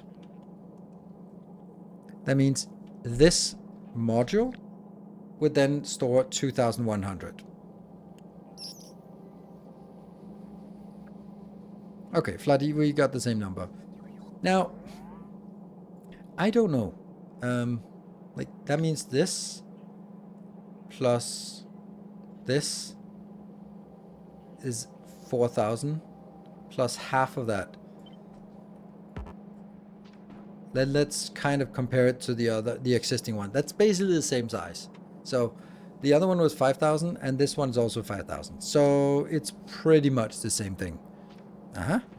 While this one has the advantage that the throughput is 30 per second, this one only had 15. And the other advantage is that this one is tileable ad nauseum, except it's going out in a different direction that it's coming in. That's not actually a problem. It can tile vertically too. Oh, I like where you're going. Basically like this.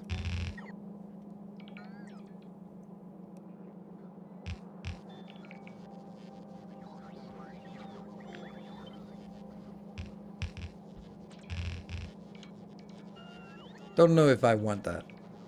Also, we do need like a loop on the other end. But let's think about this from a spaceship perspective, right? Let's use this spaceship as a... We are not going to store it up here. God damn that, kind of have to. Let's think about it in a different way.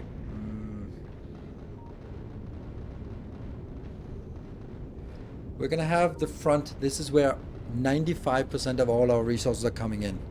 They need to come in not on one belt, but on many belts and just kind of flow downwards. How many belts? Could we just say 2 on either side?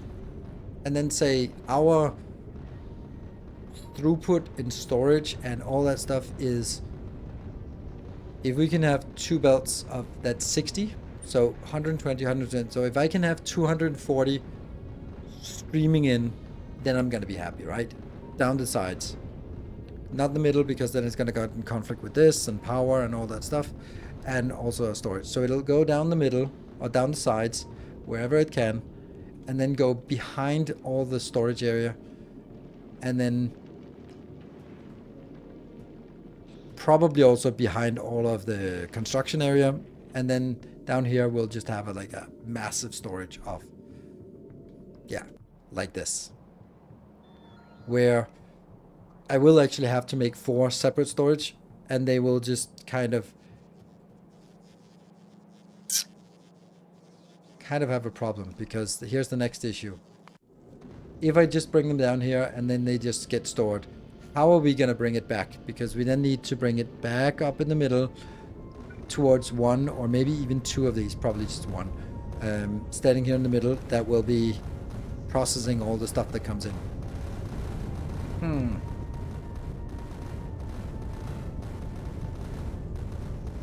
You need 8 of those modules. What modules? Down the side and back up the middle. That's kind of, it's just going to be really constraining to a lot of things. There is the benefit of this part. It's just saying like all the build is behind and all the storage is in front. Since the storage is going to be big, then that might not be the best, but it is up front that we're getting it. So there is a really good logic to saying collection, storing, processing, returning. That's such a nice one. Instead of saying collecting, transporting, storaging, transporting, processing, returning. 8 times build weave modules to get, what do you mean build? Ah, okay. Oh, right, 8 of those modules. Yes, of course, that's true. How many ships do I have? A lot. Change how curve belts work. I remember that seeing once tested amount of entities in a curve belt, and it was like, yeah, you're right. I think you're right about that. Let's just see. This one is stacked. This one is not stacked. Then it's 9.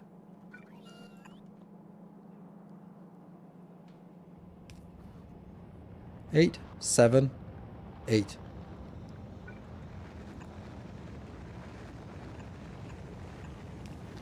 Well, at least it's consistent. Oh, wait a minute. Okay. 8, 7, 8, 5. 8, 8, 7, 7. How the hell is this 5?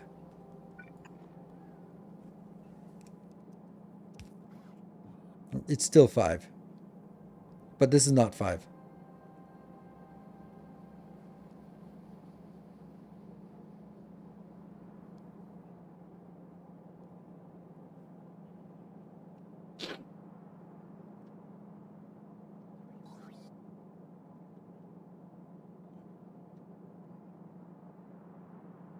What about stack belts?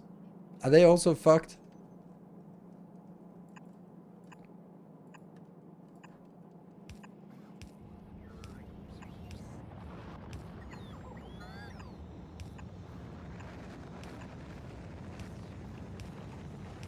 Okay, so 32 is the right number. 24. 28. 20. 32. 28. 28. 20. 28. 28. 20. 28.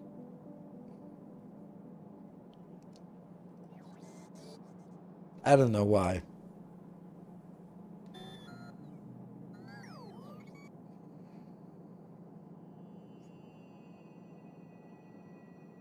In the front and side when you need a wide ship. Because it is... Then I'm going to be constrained, or then I let my storage needs dictate the width of the ship, and I don't think that's correct. I think I set the width of the ship to the width of the ship that I need, and then I set the length of the ship as much as I need for storage. Because I might build it and I go like, this is 100,000 storage, I really need 500,000, and then I just multiply the length of the ship by 5, which is easy. No more thrusters, no more defenses, no more production, no more nothing. But if I have to then multiply the width of the ship by 5, then it's also more thrusters and it's more ammunition. So that's why I don't want to be building on the side.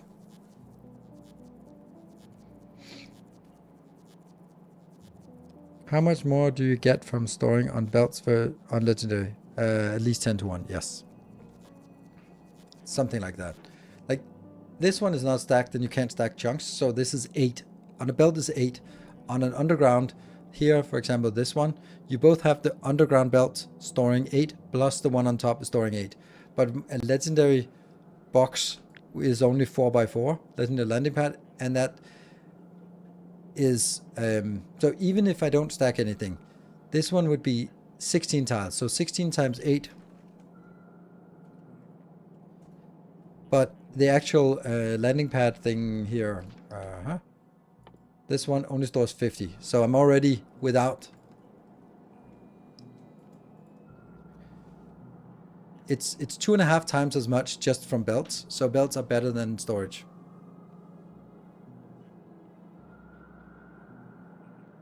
You can get infinite storage if you rotate back and forth. What? Ooh, this is now 40. 40. It peaks at 40. There. Not infinite, but... Oh, actually it does kind of push a little bit in here. 48. Yeah, you're right, actually. You can... it's a little bit specific.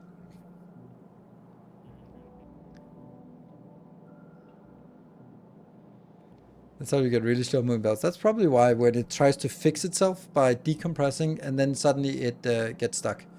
Yeah, okay. Anyway, well, that's good to know, but let's forget we learned that fact and then just ignore it. This is the one we have. It's dead.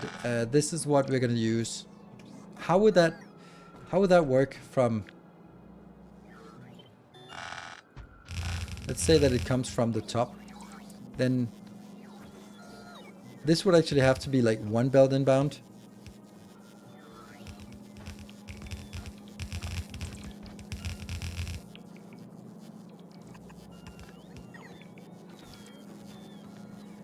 Ah.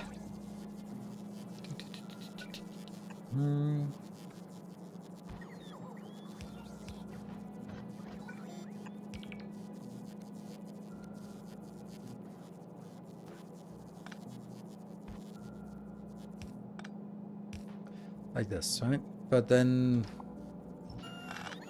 Yeah, it is... Oh, this is not as easy as I thought it was. I knew this start and end would be horrible.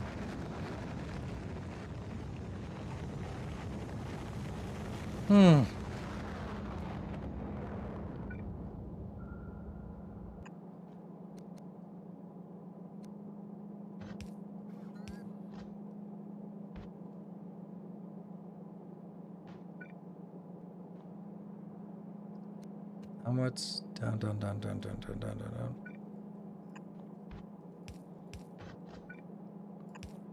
Rotate, rotate, rotate, rotate.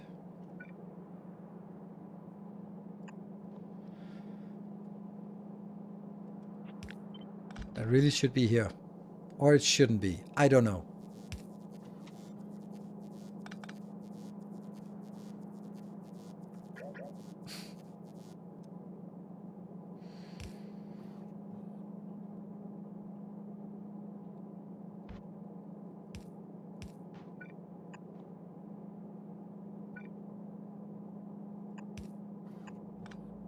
This is then the inbound. And then... But what about you? Where are you coming from? That's the problem, right? This one's coming in here. But how does it go from the red one that ends down there? Then it has to go into some other one. Okay, so this one goes down, down, down, down, down. Yes.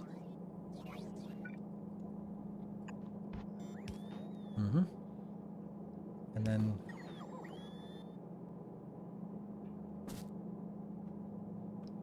red goes back up, up, up, up, and go around, go back down here, and that means you're also like this.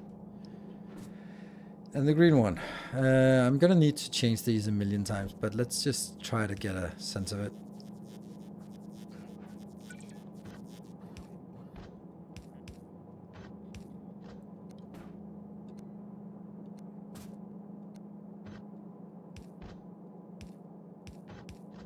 And then that goes down here. Right, so even though I could do this part, do that tileable like that.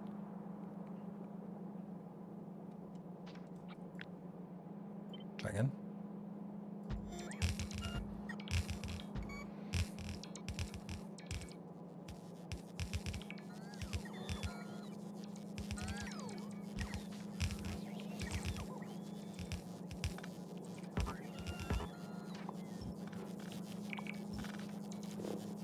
So from down here, it just cycles back up. And that means, honestly, my issue is that I would need, let's say, this is the inbound. So it goes on the green line, comes out on this green line, and then what? Then it has to go maybe like that. And then I'd have to turn the blue one around. And then the blue one would come out here.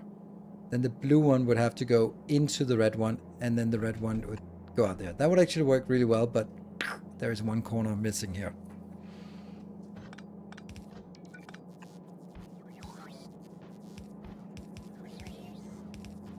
So the blue one has to be turned around.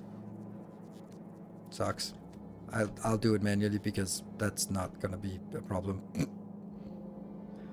Damn. Damn. Oh, it's all of them. Shit. And then you also. Damn. Yep. There's got to be a better way.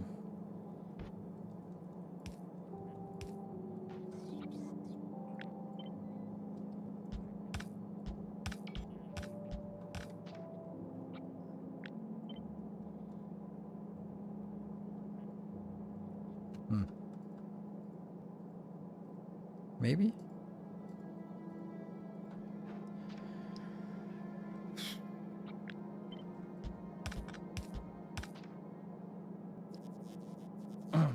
That's actually not the worst.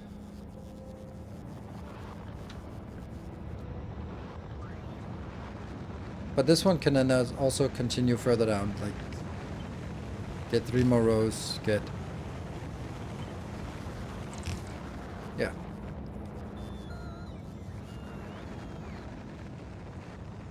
Ah, but where's the next problem? The next problem, where's the next problem? Everything is the next problem. Where does this start? This one just goes back and forth, but it has to start somewhere.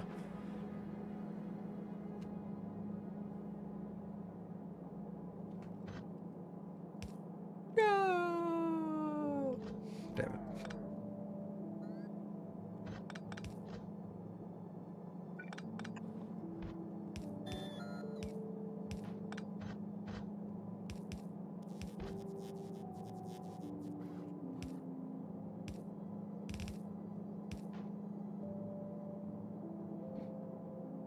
And then all of these have to be turned around.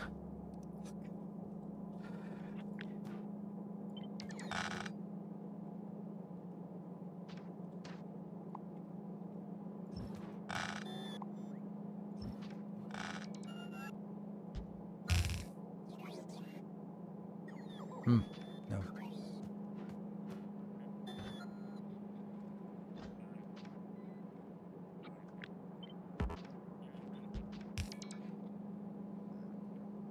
Ah.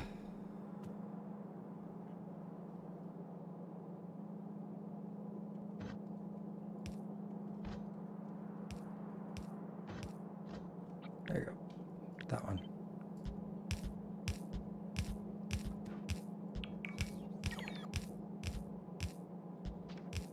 So, now that is the output. Is that making it better?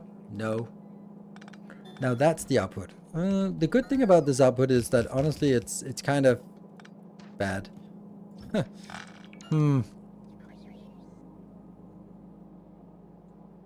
Oh, that these are actually not supposed to...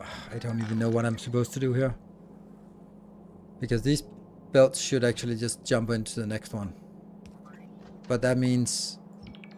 Shouldn't this kind of be repeatable? But it's not repeatable. There's something here that's a little bit iffy, right?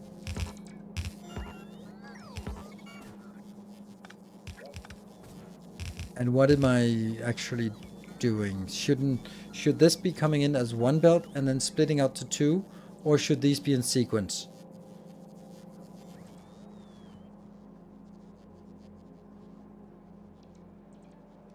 I don't know. I guess, like, this is the least good part. So that part should be as few times as possible. Which means it's better to have deep columns. Because then I repeat the best part of it. The top and the bottom are the worst ones. So I should have 8 lanes next to it. And that means... yes, okay, so let's think about that.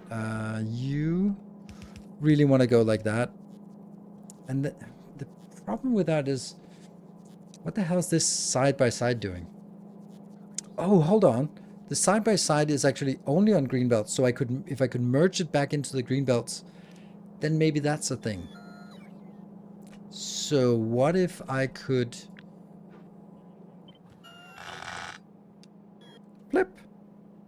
I know, it's not really a thing, but something like this. And then kind of say, hey, I get 1 green belt in, which will then start by getting split into 2 green belts that will then just run as far deep as possible, but they will at the end somehow merge back into 1 belt. So all of this is fine. It ends up here and here. And they just need to merge into 1 belt. Cool. How? Oh.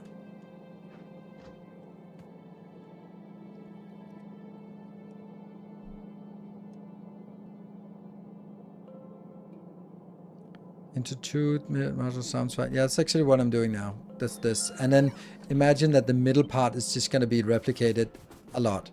So that I'll have this one.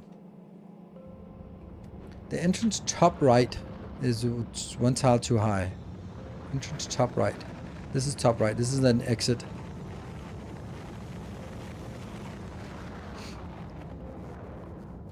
This one. Yeah, I mean, I haven't figured this one out. Because I will need to have this red line and this red line merged together, which, you know, I could do like that, but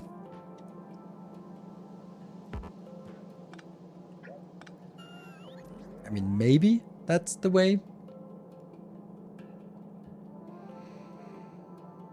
I kind of feel that there's something about this middle thing here that if I could, I don't know. If I could merge it back in and drop it in and then go there, that would be fantastic. But I think it's better to come in from the side because this one would then be here, go over here, merge back, zoom, in, merge the other way, and so on and so forth. I just need this to be here, which I guess is... I could do something like this again.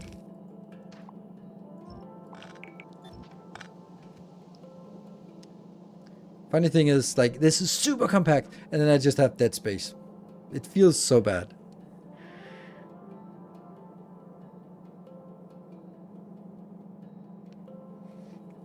Put 2 space between the builds, between the green horizontal belts. Here. Yeah, I don't want to do that. Make a zigzag pattern in that space. Forgot my break? Yeah, I forgot my break.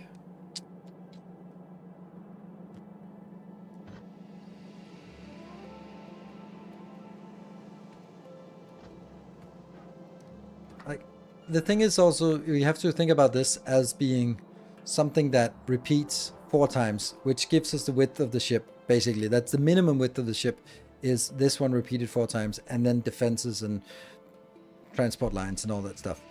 Where's the outbound? This is the inbound. Where's the outbound? I don't know. The outbound is probably, it's going to be that one, right?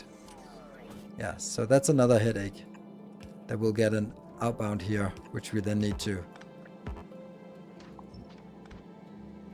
get back up.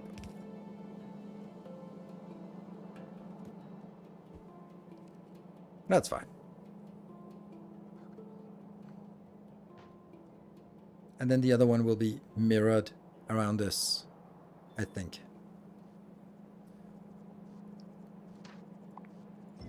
Or maybe that will just go below and around the next one so that it'll be like 1, 2, 2 on the side, 2 on here, and in the middle we just have 4 belts going straight up back into the middle. That would also be nice, right?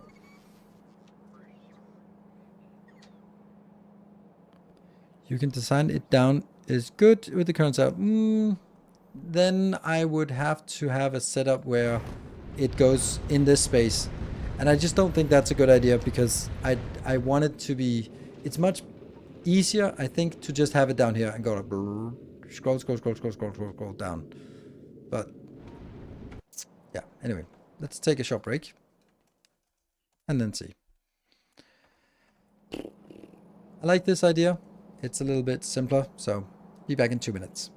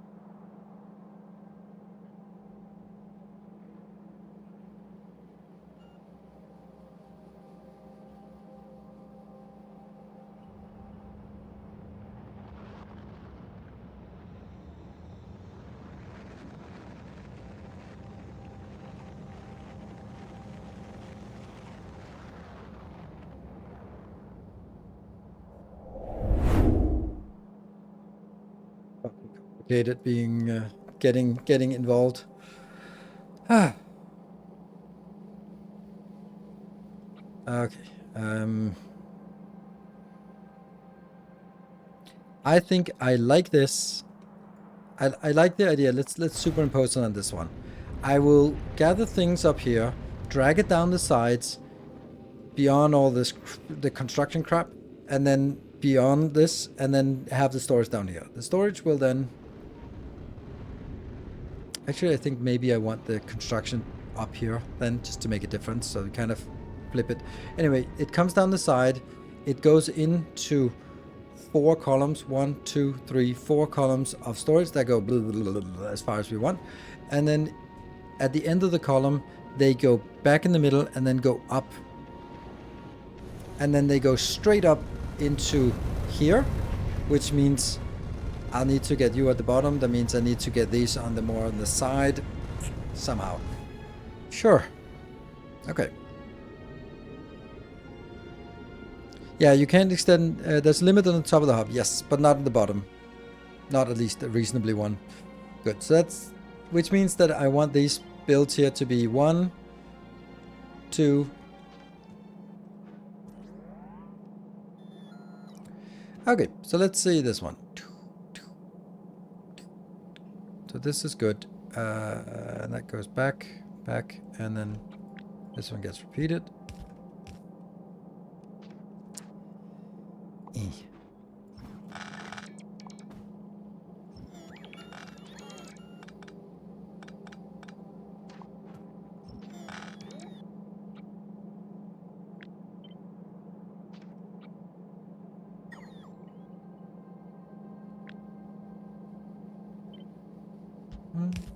There.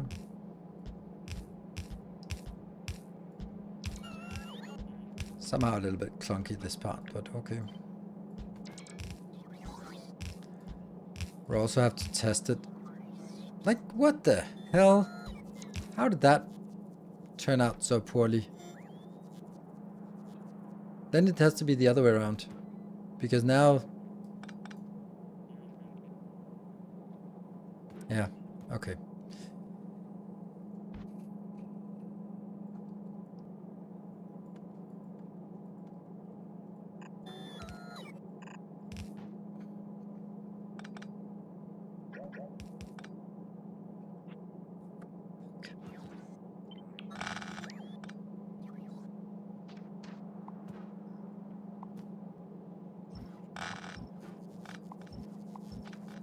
Maybe it's also looking nicer this way. There you go.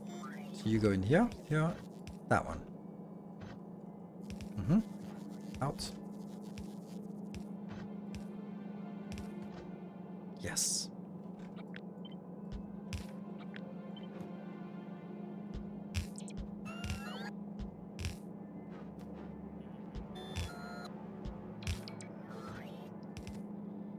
That's then the output. Yes. Good.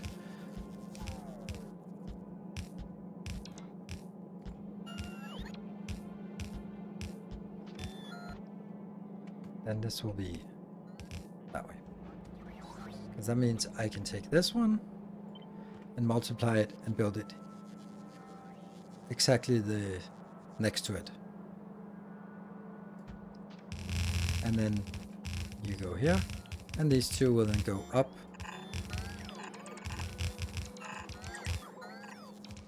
And then this will be mirrored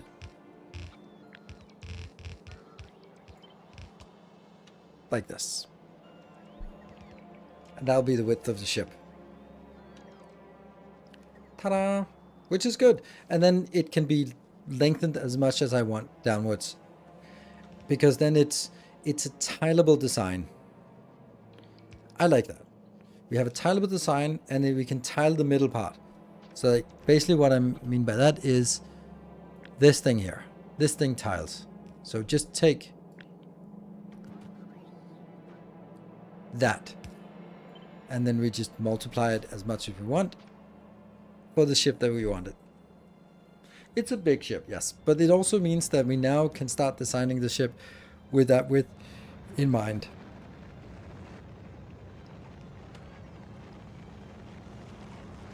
I need a measuring stick. Well, the measuring stick is called a blueprint. Huh, silly me. Okay, so let's go to Magmarel. I mean, if you look in the chat, then 100,000 bits, I think that Magmarel should be getting this ship here. Okay, it's a little bit small, so... Yet. There we go, Magmarel up there. Well,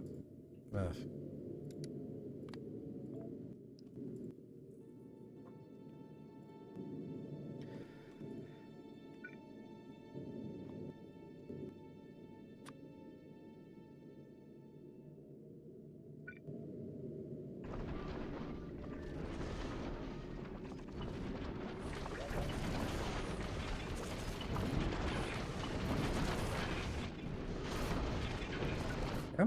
And...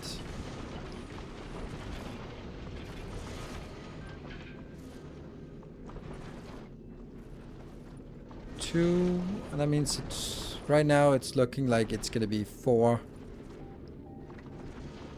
wide, right? And then if I look at blueprint, yeah. That looks very close to correct.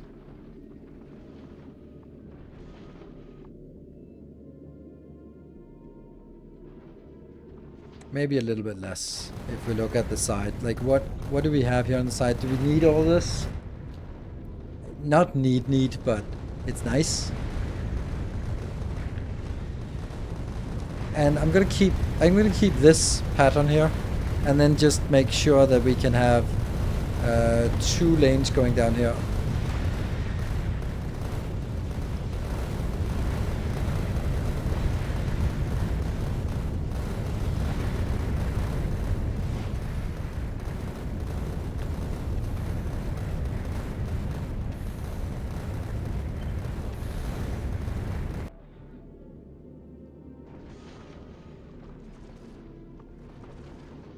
I don't know if this is the right shape, but let's just plop it down and then go. Then it's perfect. Well, sometimes, right? Do you only target the biggest rocks with railguns? No, I shoot everything. Second belt. Yeah, but the second belt is going to be sneaking. I'm going to have less of these. We're not going to need all these. So I'm going to be taking it so that they can jump over the rockets here. So it'll be like 1, 2 in between, I think. But it's a problem. Yeah, you're right. All right. Why don't you just go up and down instead of left and right?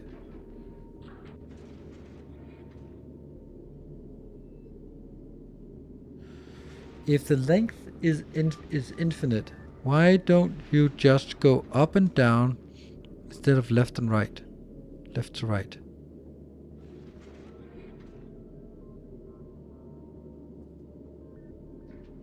You mean with this design? Because it tiles in that way. It tiles infinitely this way.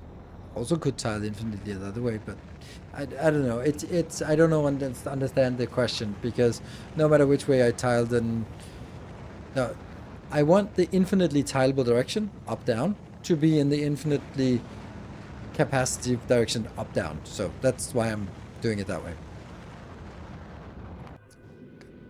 Okay, let's keep that one out here.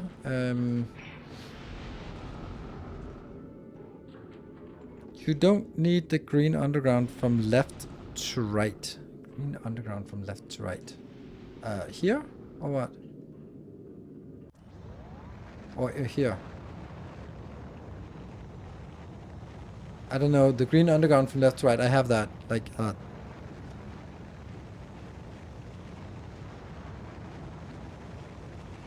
don't need it. This is storage, so I do need it.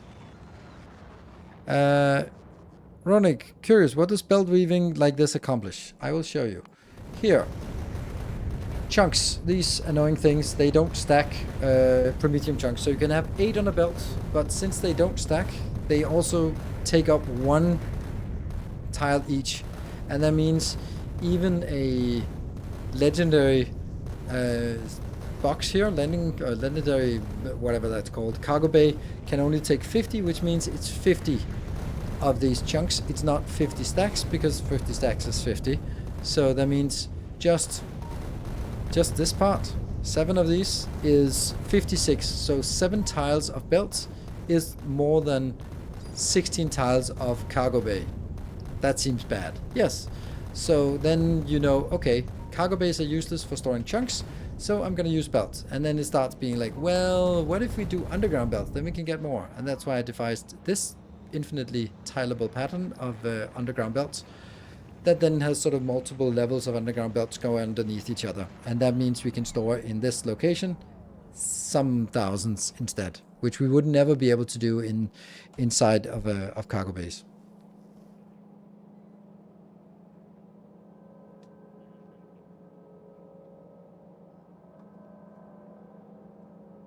Have you counted yet? No, because it's the tileable thing is difficult. So, okay, so now let's get back to the ship. So, we're going to design the front of the ship first. And now we are starting to get these kind of things inbound. This is a none. Zip, we're going to get that. Good. Let's have a look at the other ship and then see. So, structure of this damn thing.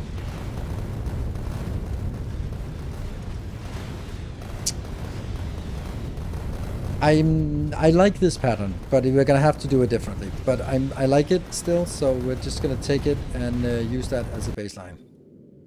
Let's start getting this one in, and then we can build something else that's ever so slightly better. Grab a railgun. Yeah, or my belt weaving stacks to 4 or 5 even. Is it intended that you're outputting the chunks toward the front? Huh? Outputting the chunks towards the front. On this design? They are coming in from, basically they'll be coming in on the side like here. From the front where they're being picked up. On these 2 glorious belts. And then they'll be going in here. And then after all the storage is done, they'll go back and then go up the middle into what will be construction here ish, right? Something like this.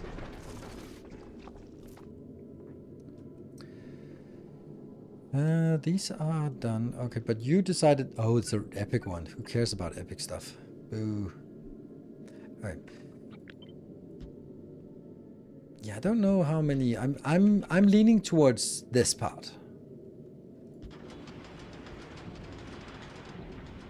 So that it's 4 railguns and then 1 grabber here.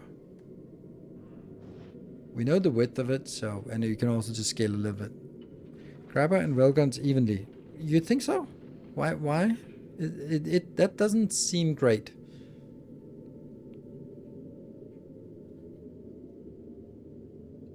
Reason.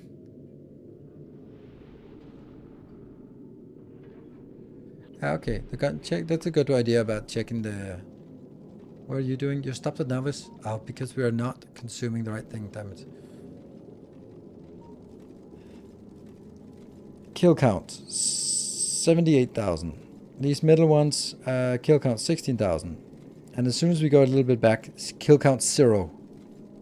Kill count 400. Okay, so that's actually funny how the difference between the front ones, they have 17,000 kills, but the ones behind it have 0 kills. While the laser turrets have 250,000 kills. And yeah, they're shooting at slightly different things. These are only shooting at the microscopic ones.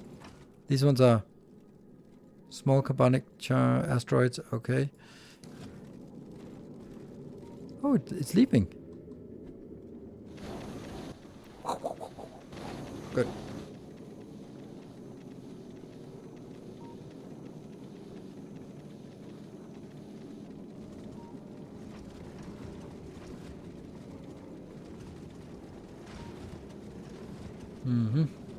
Okay, that means that this line here is completely useless. Like the middle ones have never even fired a shot. They have never fired a shot. That's crazy, isn't it? I mean, maybe they'll be better or a bit more, but that means I'd much rather have the laser turrets, just a long line of laser turrets here. Well, that's good news, I guess. But the problem is that it doesn't work in terms of like this one serves a purpose that it feeds ammo into the other one, so that is kind of problematic. Okay, so what if I do a 1-to-4 pattern? Because then I could do something like this. And they would be happy. Yay! Unfortunately, these would not be happy because I can't build them here then. Like, as much as this looks like a right place, then I can't get the ammo in here. So I could do something like this.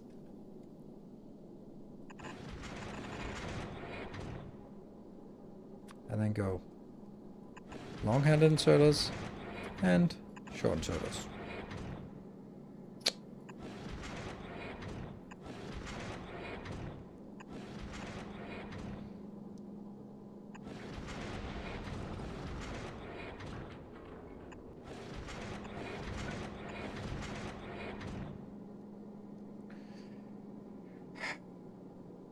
It kind of feels super wasted, like this space here.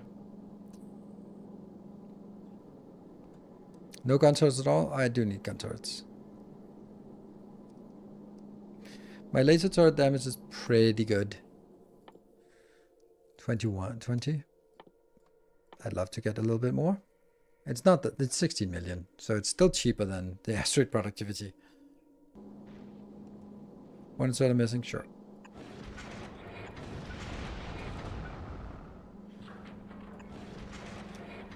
I do think this is important, but I also think that laser turrets need to be a little bit more prominent. If I'm looking at it like this, then that might actually be okay in terms of laser turrets. Oh, that's not laser turrets.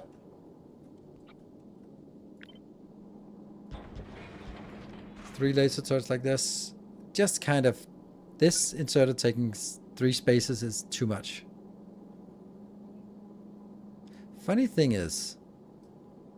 It's still actually, even by getting a separate belt for this, it's still taking less space now.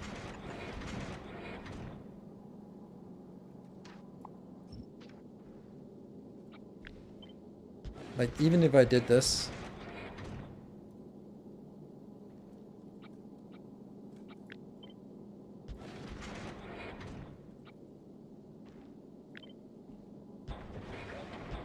by having 2 belts, it would still actually be less space.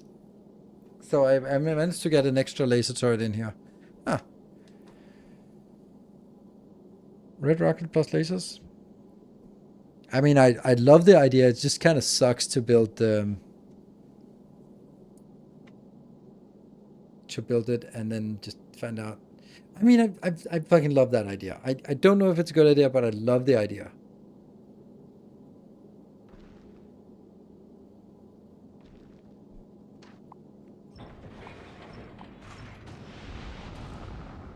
Love the idea. And me loving an idea does not mean that it's a good idea. It just means that I love the idea. That's it.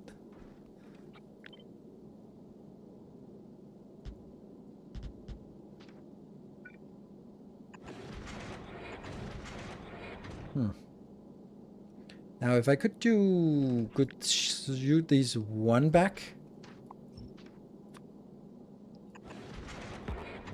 then I would have more space for laser turrets. That could be a really efficient design, I think. I don't know about this one, so we still need to figure this one out. The rockets basically kill everything. Yes, they kind of do.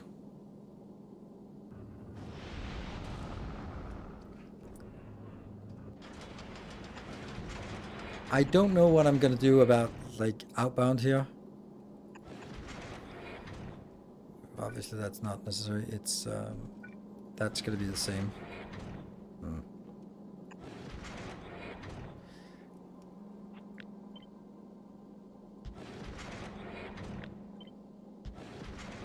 That would have to be like this, right? So, some kind of repeatable pattern. Like,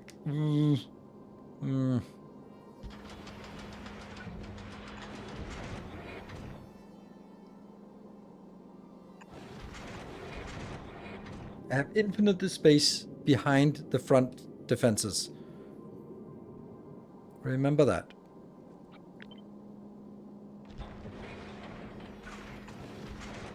I like this, because it's fully tileable.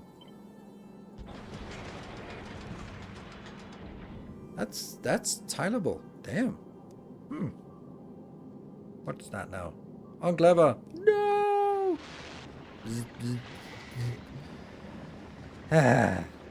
Don't know why. They have something.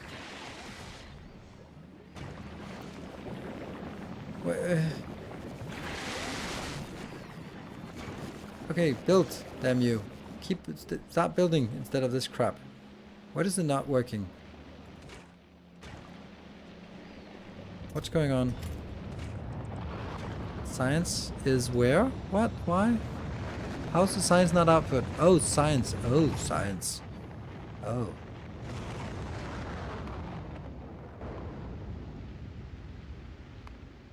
We've just not requested any science or what? Since it's expiring the science. Okay.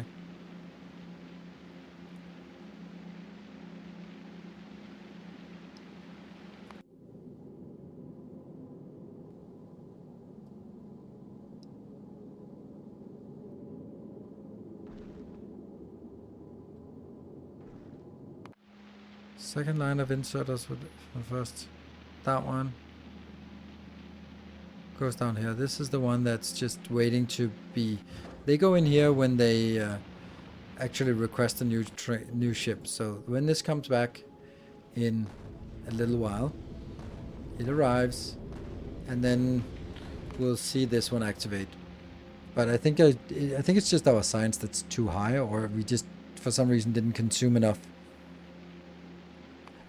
We've also been doing like an awful lot of these, and when we were doing this, we did not request any. So maybe it's just build up a huge amount, and then after an hour's worth, they start expiring. Probably.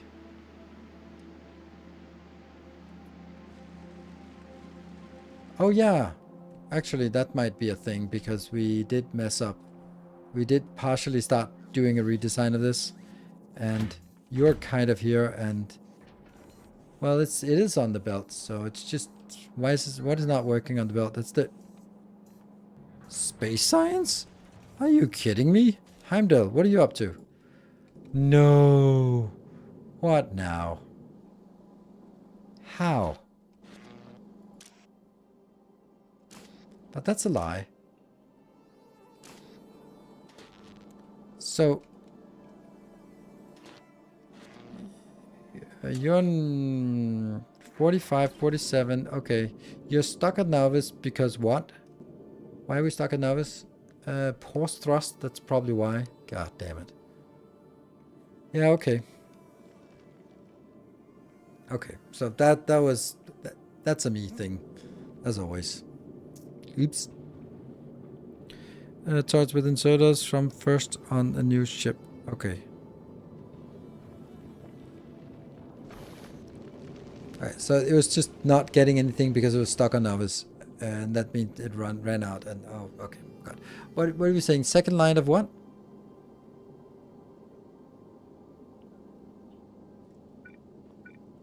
What's with this one? Is there a problem with it or what? Welcome back. Your steadfast loyalty is greatly appreciated. Second line of rocket turrets on the new ship. Oh yeah, here I had a little bit more. But it's a little bit more compressed now. These are moved a little bit up front.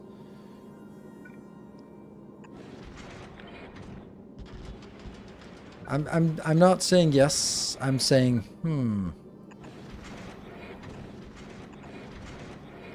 That's not tileable then.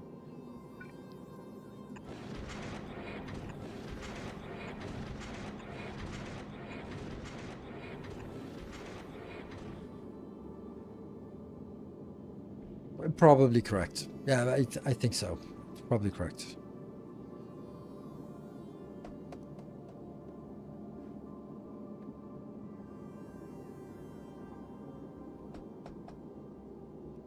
Seems like a robust amount here. And let's see, so that will be, this will be a unit, I guess. I actually have to drag this out, kicking and screaming, and then say, it has to be like this.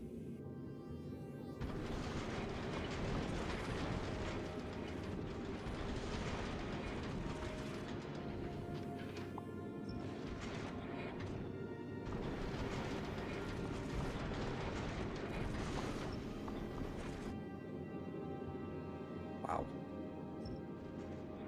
So this also dictates the front of the ship.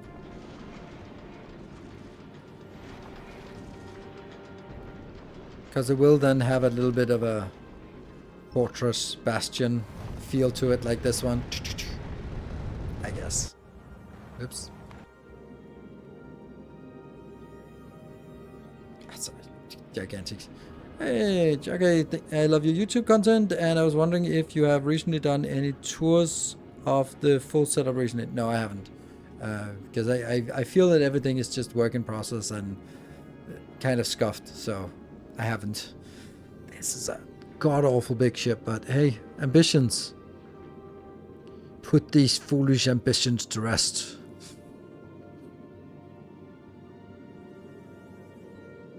It's a very good, I hope you'll pick it up. That's a good idea, yeah. It's all broke, no to us. Hey. And when the series ends, yeah, but also like just maybe once in a while just go like, oh, okay. But because of what I have thought about is that I will make a spaceship for blue signs and a spaceship for yellow signs, and then I'll basically at that point sort of have another episode that will be focused on how should we say, like playing the game, as in, okay, we have theoretically built everything at the right scale, but I haven't really looked into the logistics. So let's just start science and then debug.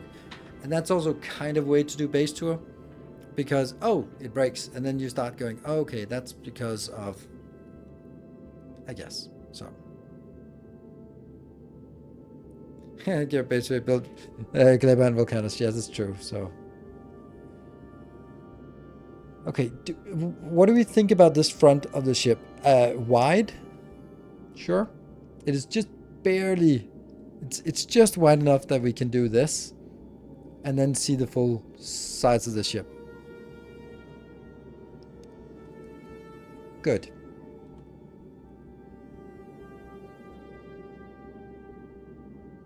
Not working. Why not working? I mean, right now not working. Yes, I'm keenly aware of that. Looks like overkill, yes, but the thing is, as soon as you don't have overkill, you just killed the entire ship. You need to be... Yeah.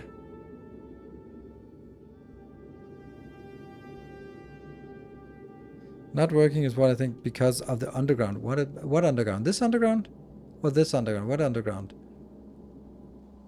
Oh, right, okay. So all of these are kind of... That's what you meant.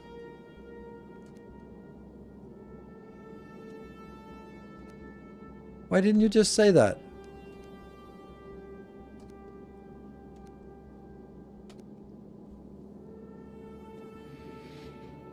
Okay, so now I will look at this little ship here. I love this corner. This corner is so neat. I don't know why, but I just find it super neat. So I'm gonna build it out here and it's just... Cannot build an empty space, don't care. These three here. I like those. But...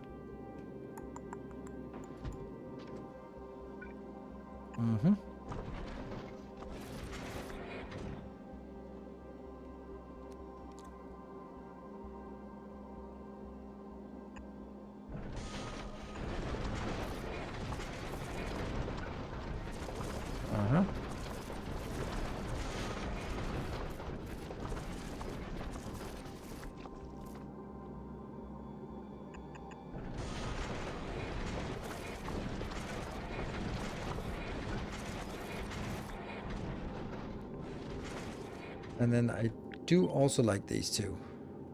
I think they're busy.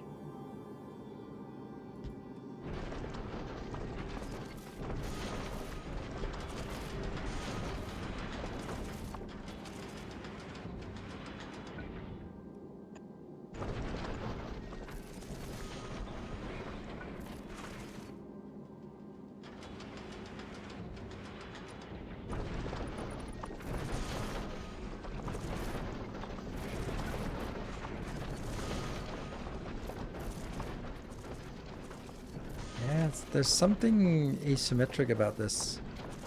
Like these two here. What would be the equivalent of that?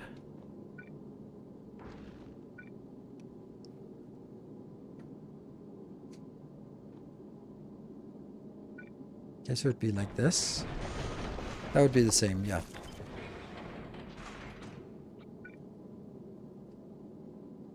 Yeah, these are actually way too far down. It has to be at least like this. Yes. That looks better. Then it looks like it's the same thing. Kind of bothers me that that I can't move this one tile over. Really wanted it, instead of here, to be here. Massive difference on the ship. Massive. Oh, I lost my sizing of the ship.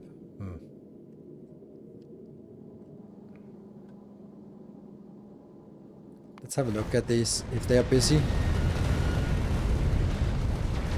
107,000 kills, 213,000 kills, 265,000 kills. They might actually be the most busy ones. Yeah, they are. These are the busiest ones. Okay, so they are also shooting at a lot of shit that doesn't need to be shot at, but hey, it's fun.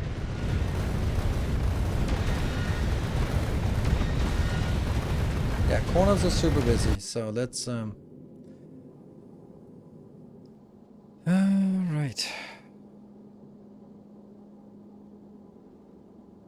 There's not really any way to do this different if I want to keep this going, so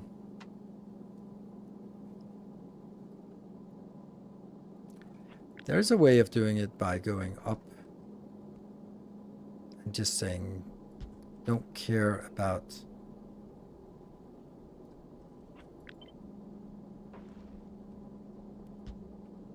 okay, that's just a mess. I don't know how these are supposed to be next to each other like that. Okay. So you can get that one, and then that, and that. Okay. I like this. And then that one.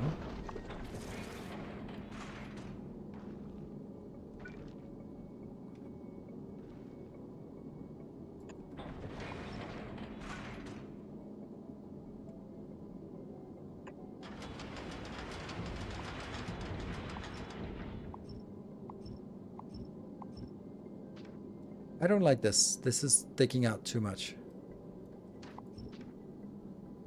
But on the other hand, it is actually correct. Because it is in the same line. Maybe it's... Honestly... Maybe the issue is this one. Maybe that should actually be here.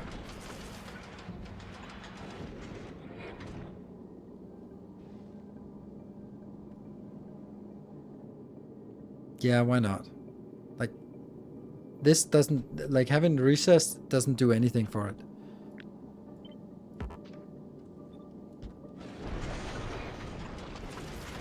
This is still reachable.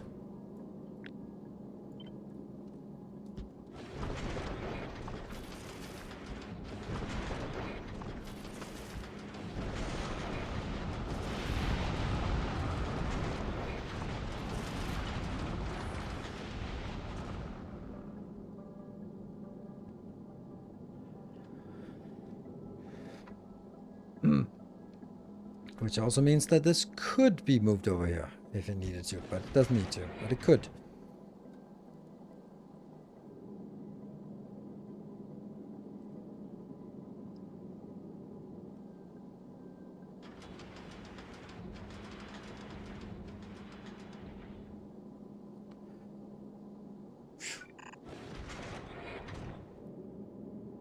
Now, let's consider what we have on the belts here. This belt we have ammunition, which we don't need, plus railgun. And on the other one, we have... Oh shit, normal chunks. I forgot those, damn.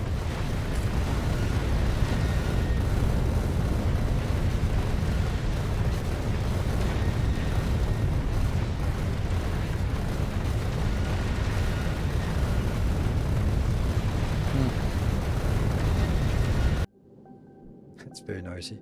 Because this one could be railguns and rockets. Cool. And then we just have a free belt. But I could just get that free belt down here. Like, that just keeps going of no interest.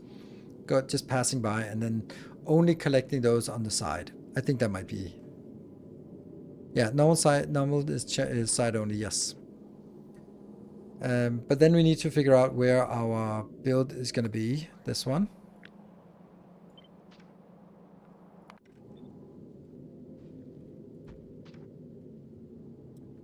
Oh. And then our side defense. I'm not super keen on this side defense. Because this side defense is like, oh man, it reaches way too far out. Right. This side defense I'm not happy about.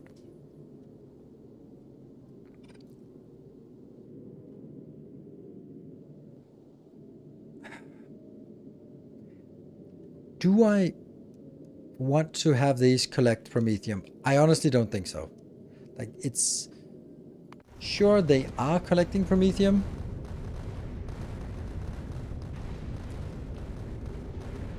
But let's just keep them only collecting the... Also, if they then fill up and get oversaturated, then it doesn't block anything. Likewise, if these get oversaturated, then it's just that.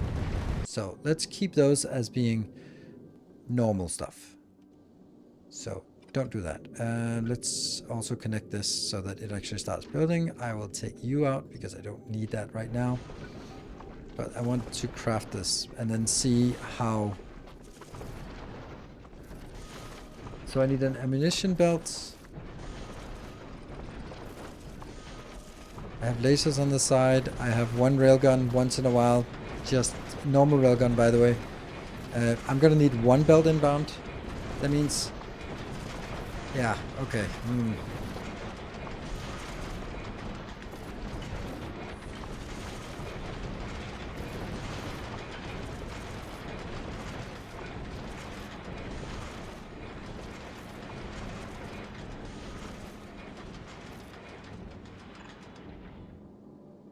But this one, I don't know where that's gonna be. That's gonna be on the second belt, I guess.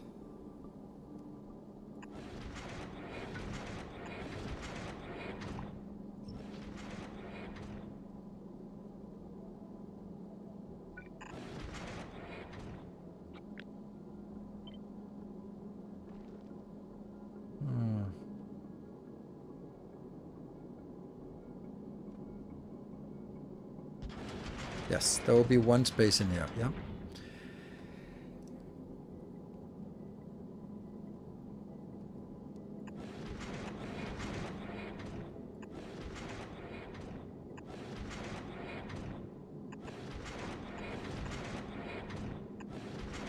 This.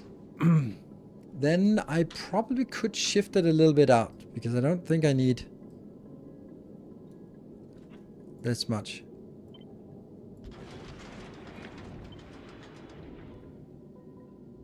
There. Which means I can now get this one.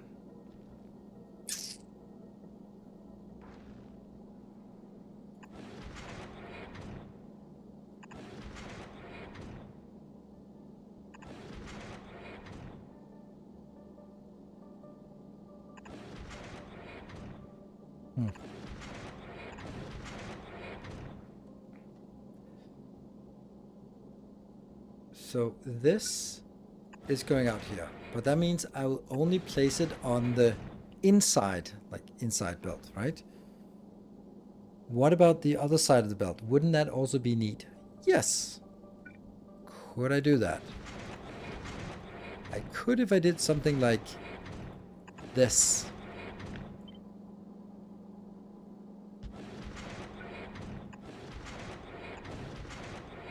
Then I'm actually satisfying both sides of the belt.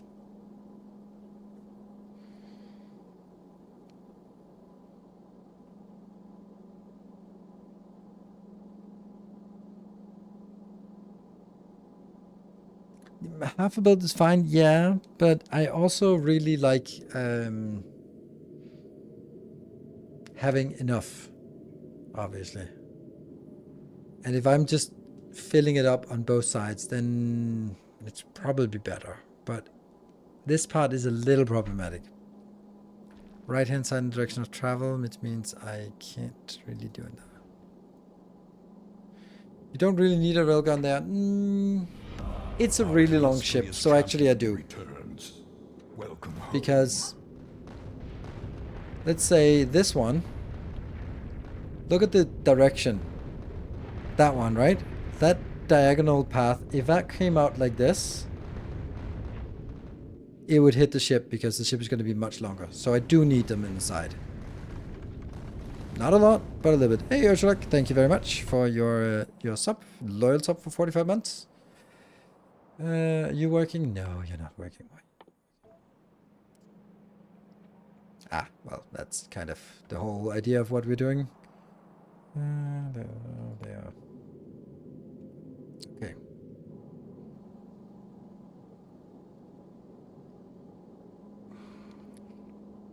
I don't know. I think that it would be better.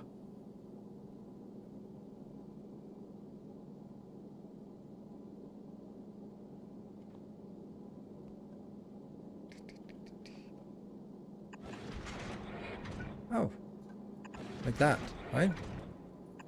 Comes on the outside, belt goes in here. That works. Okay, and there's a small buffer here. I like this. Seems pretty simple. And then this one will be repeated up here. That's that filter. This one is just carrying the signal.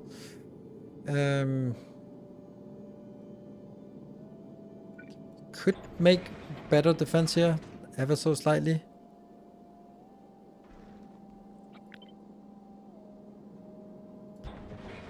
But does it matter? No, don't think so.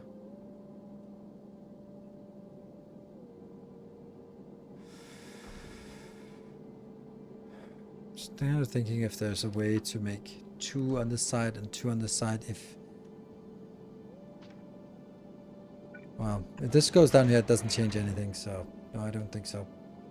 So we can't just do 1 here, because the other one would have to be there. And that's obviously occupied. And then these 2. Sure. That's probably our system here. That's a lot of undergrounds, but again, who cares? Then the question is, okay, this thing, does it really start this far in? It doesn't. It seems like it's overreaching a lot. So what if I did it here? That would actually be a lot nicer.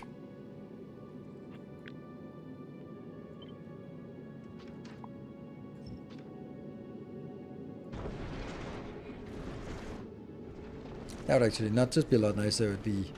Would it be a perfect match? Or would it be an almost perfect? Oh, a one-off.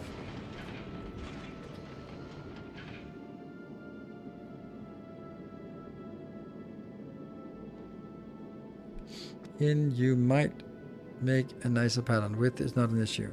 If you get the chunk belt further in. The chunk belt will...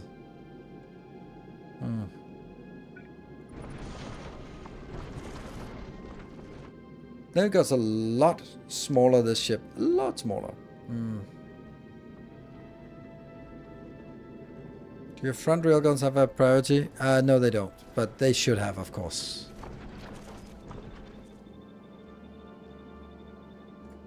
There. Just... Thank you for reminding me. And also these out here don't have priorities either, but they're gonna be moved so many times that I don't really bother with it. Well, do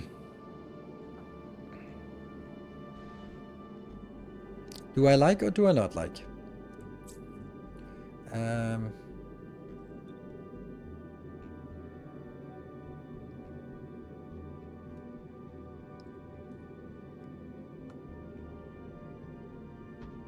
This is the center. So actually this could be moved one in and still, because I compacted the side defense here. So I could make it on this line just basically like this.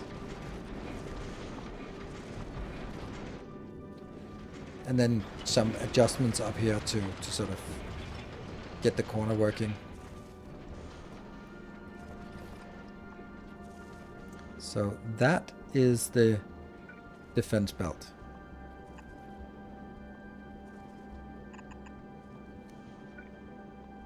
There. And then I need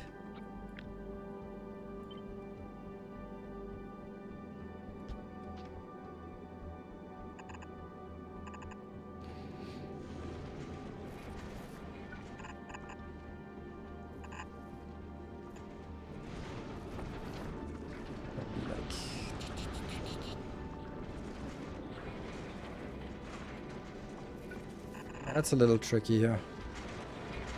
Because you need to be... Oh, these are Promethium only. Maybe that's not Promethium only. Maybe that's actually set filter. So I'll kind of do something different.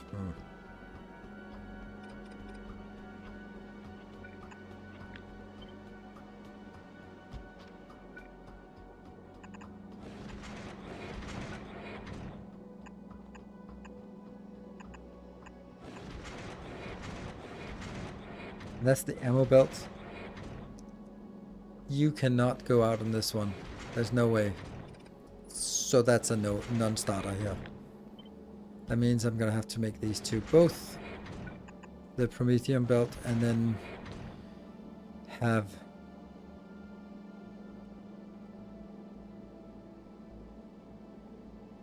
this is the ammo belt.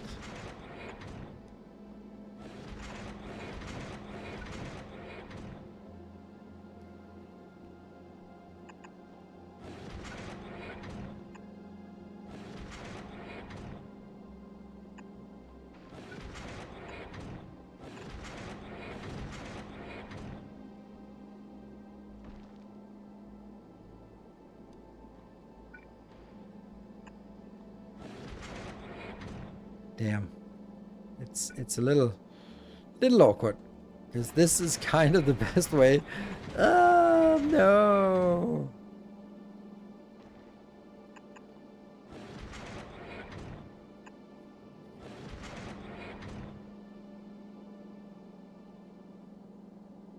It's neither needed nor fed there. Could be further in. It's true, but I don't... If the further I bring it in, the less space I have, because this space is then can't be used for anything else. So,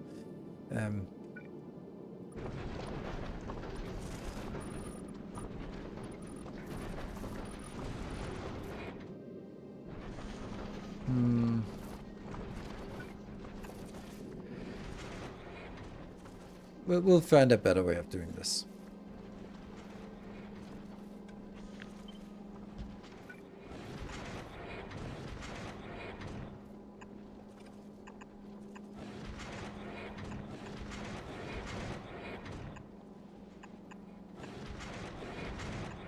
And that's the normal belt here. So Promethium comes in, and then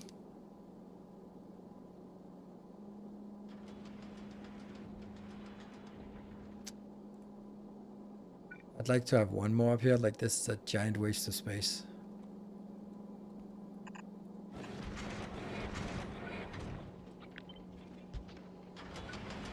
That's at least something, but still.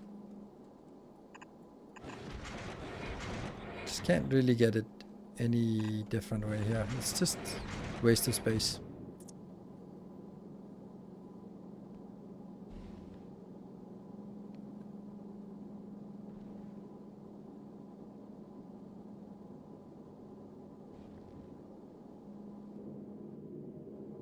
This is also the part that, do I need 2 in a row? No, I don't.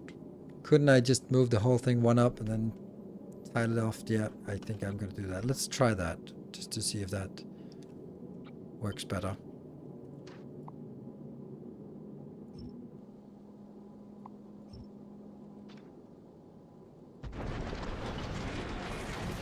Obviously, a lot of this will have to be deleted, just to get space for all the other things here. This one really, yeah, okay. I don't need to test this. Because this has to be Prometheum. Because all of what gets shot, then the stuff that moves past here has to be picked up right there and moved on the belt. And there's actually going to be a significant amount. Like all the stuff that gets destroyed in this space wouldn't really be picked up by anyone except for these. So, yeah, it's necessary.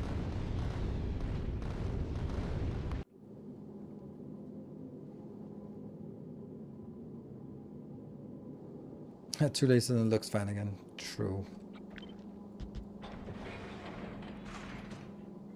But it is a little bit janky here. That's true. The other part of this is actually, who says that it has to be this close, right?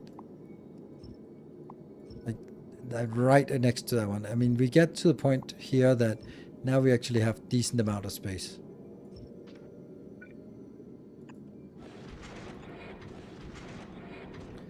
So we'll take you.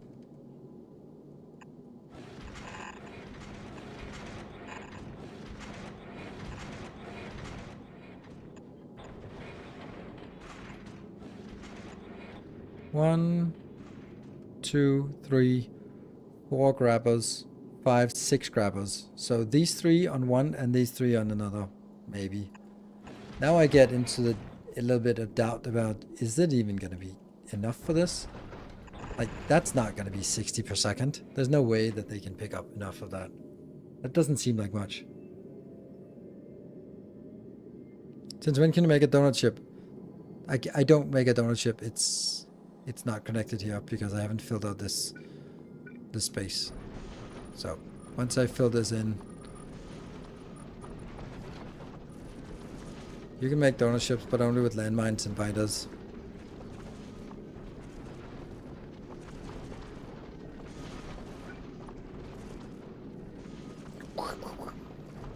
And obviously this is not the right place. The whole thing has to be moved up. But first it's about sort of funny pattern. Find the corners and stuff.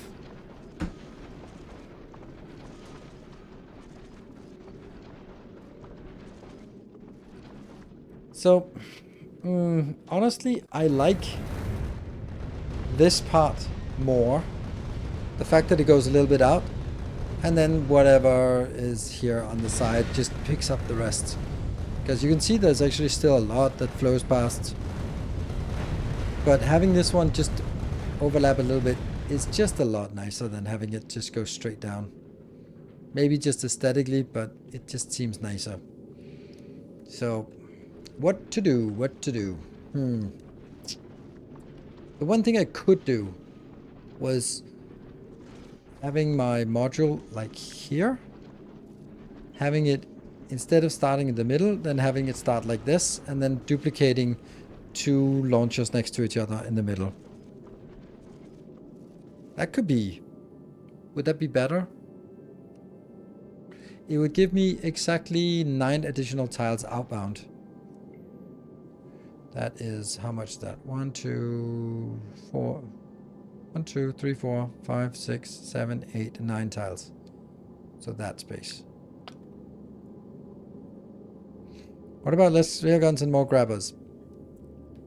I don't think I need it. I mean, I can see that here I don't have enough grabbers, but here it's 1 to 6. So I'm thinking 1 to 4 is better.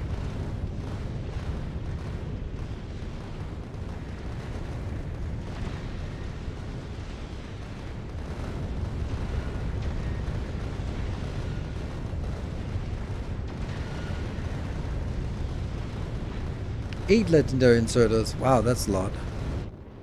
That means all of our designs here are completely useless because they are not even close to getting enough. And of course we're not really going very far out here, so we're not really getting a lot. So yeah, so I guess maybe we do have to take this part out here.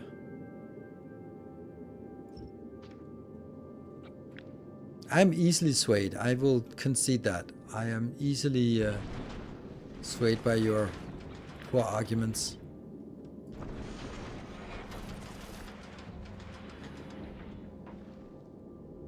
So here's the other part of it, is it could also be the design was like that, so that they're actually still the same. It's not the same, but then having these two next to each other. I don't know what the point of that would be, instead of doing 1, 2, 1, 2, because 2 is also should be doable. This one, right? This should also be tileable. Equally tileable, right? Yeah. Then this is better for me.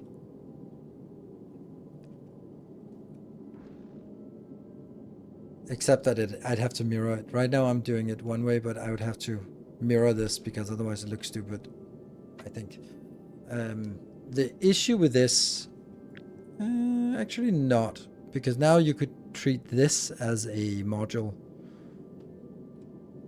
Let's try killing this in the middle here. And then trying to look at how this would look like.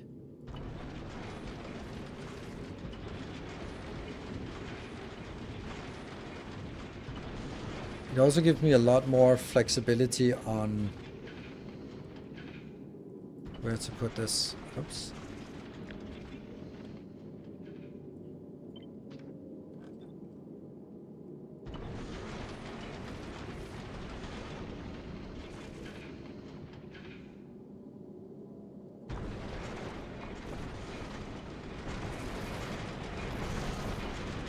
Ish, right? Because this still has to be moved in.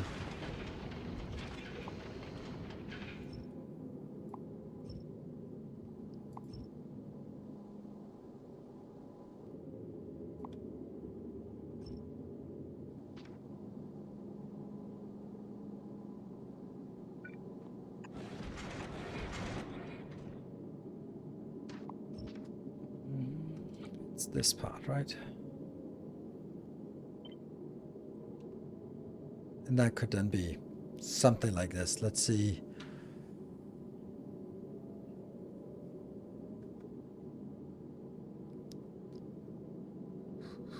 It doesn't need the top one, does it?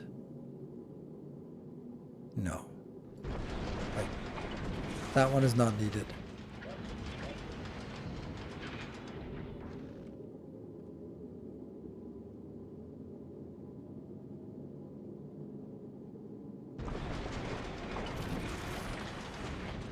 What's a mess here? Okay, this is the ammo belt. No, this is the ammo belt. Close.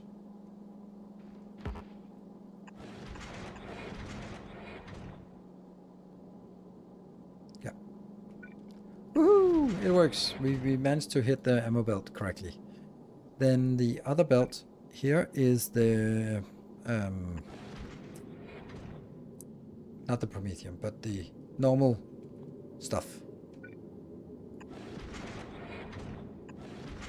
And these two go out here, here.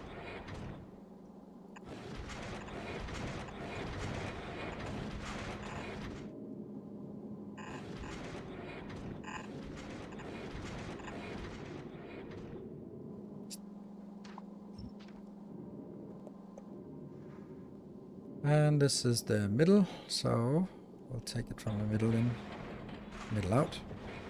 Best algorithm there is, middle out.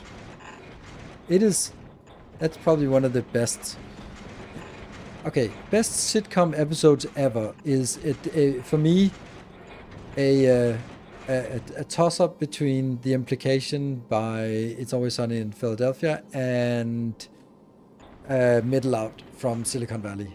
They are just absolutely perfectly written episodes.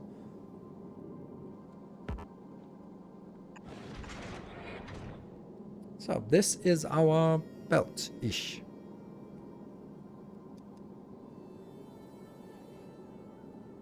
Core version, yes, that one, yeah.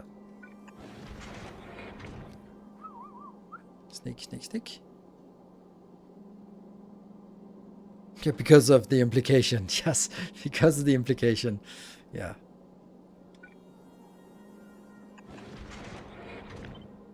Hmm.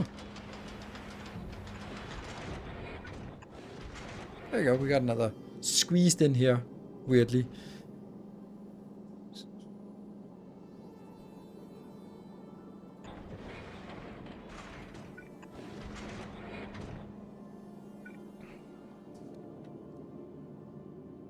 One, two, three, 4, 5, 6, 7, 8, 9. 9 of those. Don't know if that's going to be enough. It doesn't need to oversaturate, and I don't even know if I can capture that much or if I'm going to be bumping into that much. But this might be, I mean, might be onto something here, right? Do I like this? Do I want to get it a little bit further in? I think I could get it one further in if I wanted to, but I don't know if I want to. Like this part. I could take this part and go here. Don't know why, but I could by going. And then we're back to the red one.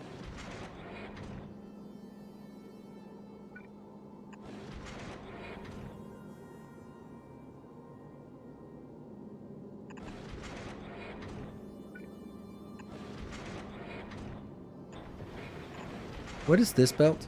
This is the, oh, right, that's the necessary one. That's a little problem.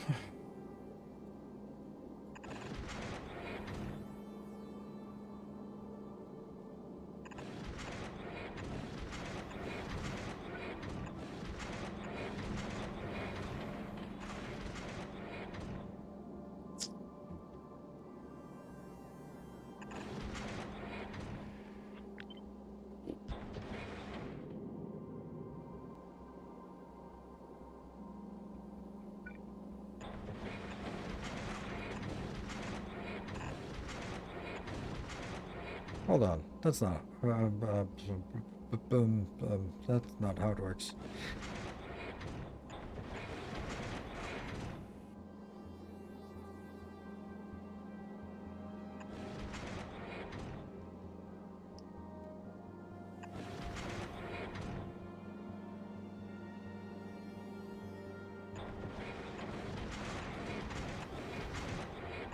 Like this, yes.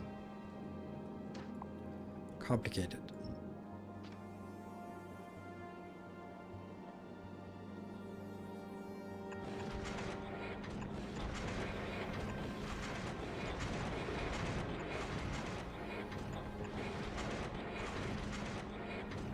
Yeah, jumping in, merging, jumping in, merging, jumping in.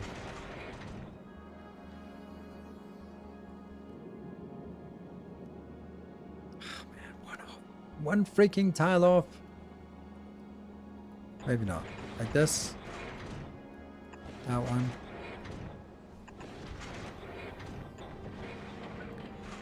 All of this so that I can have this irrelevant belt going in here with something. Funny thing, like this is probably, hopefully useless, but there's really no reason not to do this.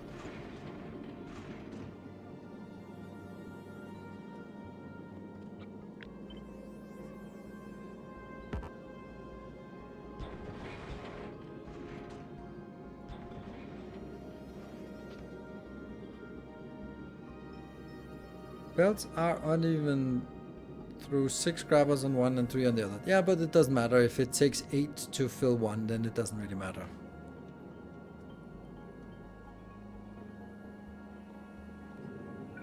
And if that's the case, then I can hack something. I can just do that. Ah. We can also just use more space for this.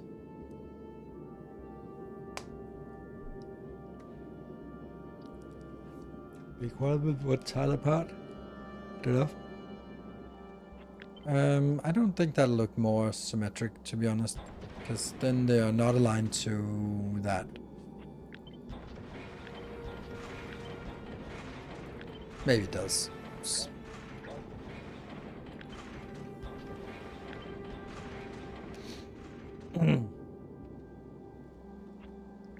Really wish this one could be flipped, but it can't, because then it's not outputting on both sides now. It's only outputting on one side.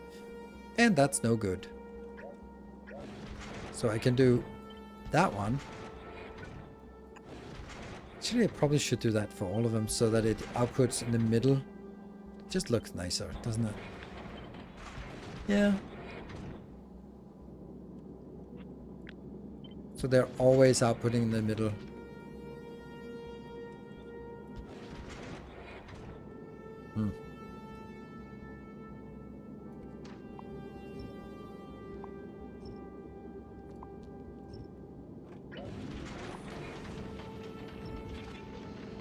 Yeah. And then all the rest of the stuff has to be migrated a little bit.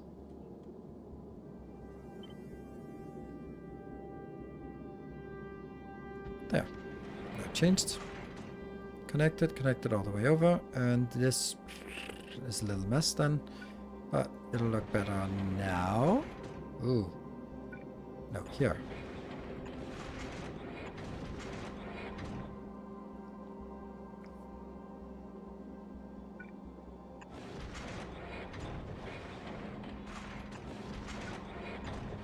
Hey, marginally less awful. And there's also something here, right? Yeah, this is not connected, so you need to go one over.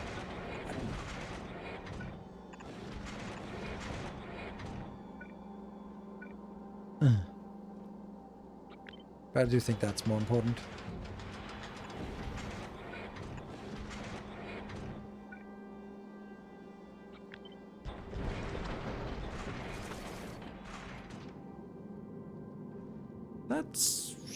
That's a good corner, I think.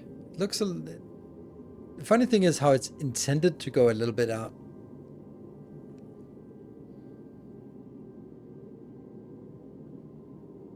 Filling dead space with unnecessary accumulators in the beginning. Maybe. Yeah. I hope they are unnecessary. Because I don't want things getting closer than this. But yeah, if anything gets this close, then shoot! Shoot, damn you! Shoot it!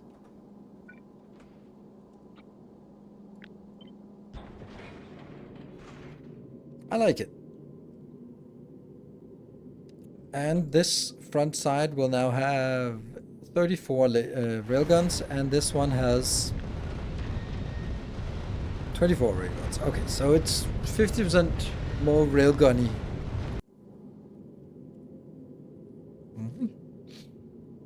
Alright. Okay, so what have we done? We've done storage, we've done the side defense, we've done the front defense, we've done the corner. Now we just need everything else. So, I'm worried that since we cut so many railguns from the front, when the build finally starts, it'll end up like Titanic. Maybe. 50 more ray gun. It's not an issue.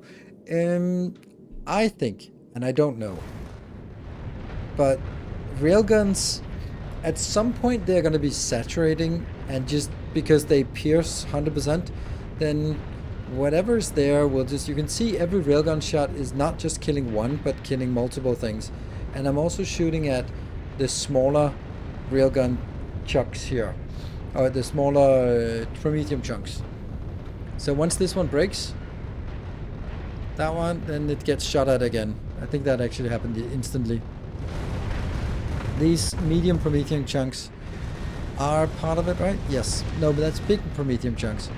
I think we just never see big promethium chunks because they get annihilated immediately.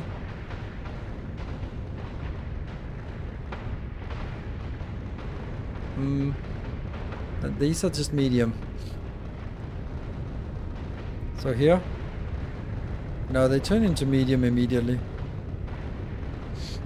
And then rockets will just saturate everything else. I'm way behind your current progress on YouTube and wanted to ask, what's the best way to start with quality? You can see that's Fulgora, I'd say. Start upcycling on Fulgora. Just get everything, or not everything, but start quality modules in miners, quality modules in recyclers. Take your potentially uncommon, but definitely rare items and put them in boxes and then save them for later. Planet, half of the railguns also shoot the big asteroids.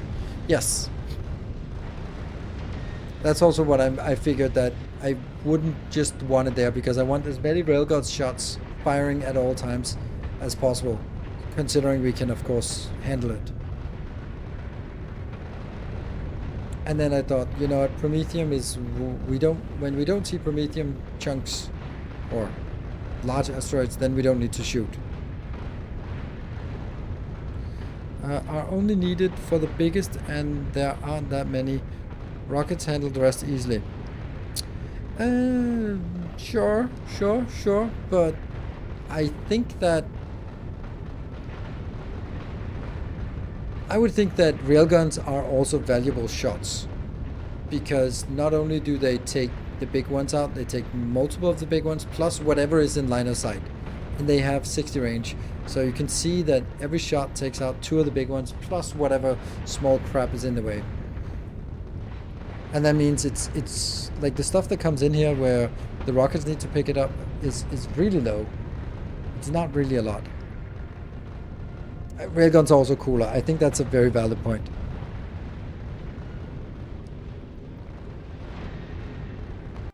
Good. Okay, so I think we need to just start designing some construction. We need to figure out how much we want to produce here.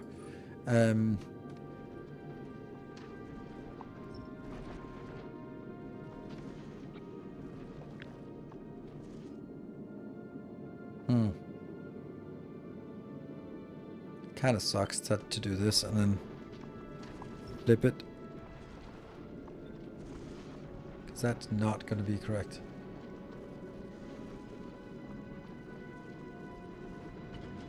And then the whole thing has to be redone. Like, that is not good.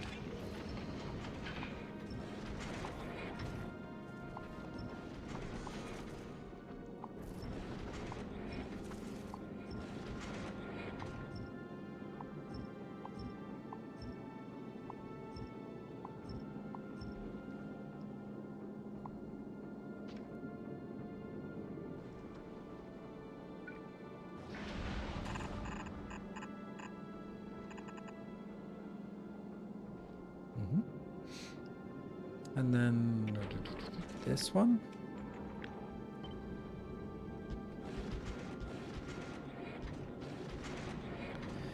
And then I'm gonna have to figure out if that is gonna be... Yeah, I think the rest is okay.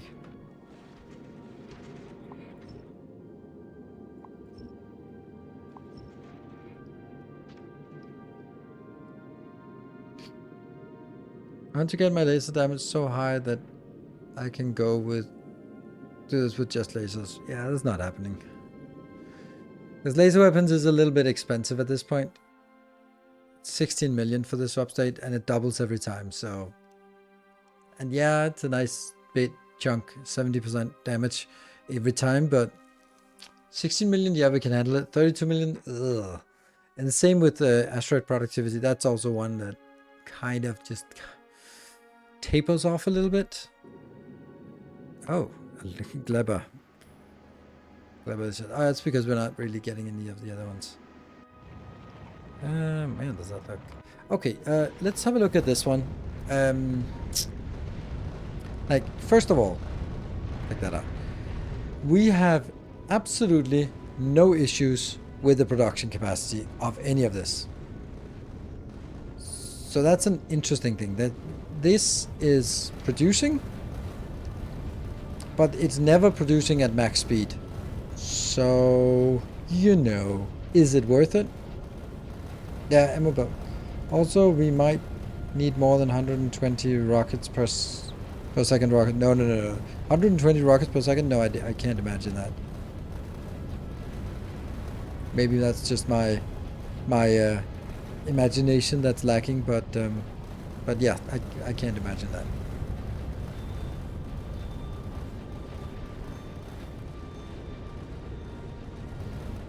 I think I'd like to have 3 of these belts in here. Right, let's actually look at it in a different way of saying, for the last hour, what is the consumption of there?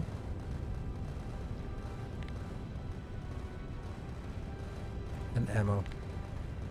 So the last 10 minutes. The last 10 minutes they are here. This is how much the peak. 1.2k per minute.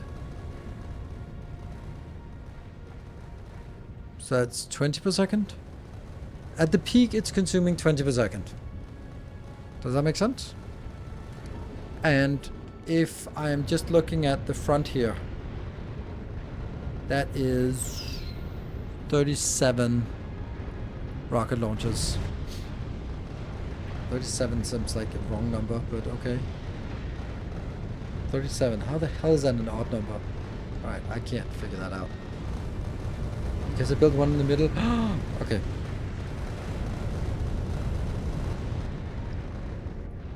Yeah, so and I think these are shooting all the time. Working. It's just saying working.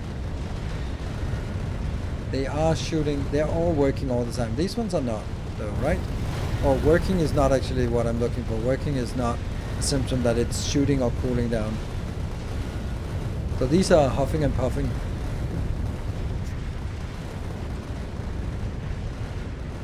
Yeah, 2.2 per second. Yeah, so on our new ship, on the front, we will have 84, which is obviously way overkill. So even if they shoot once per second, that would be 80 per second. Yeah.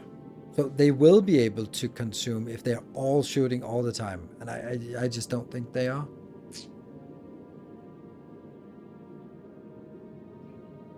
Yeah, 82 per second. I'm putting the second line in, and I would expect that the first line is going to be almost 100% busy, and the second line is going to be like 22 something percent busy. I don't know. So if we look at this ship, this module here, this module there, this is producing 13 per second. And we were consuming, at the peak, we were consuming 20. But we have to consider the peak because it's just going to keep going out. So this would actually have to be like more like 4 of these, I guess. Yeah, 4 of those, yeah. 4 of these builds. Or maybe do a little change to it, but yeah. So those will also consume, so they might steal important rocket. I don't think so. They are shooting so little that it doesn't actually happen.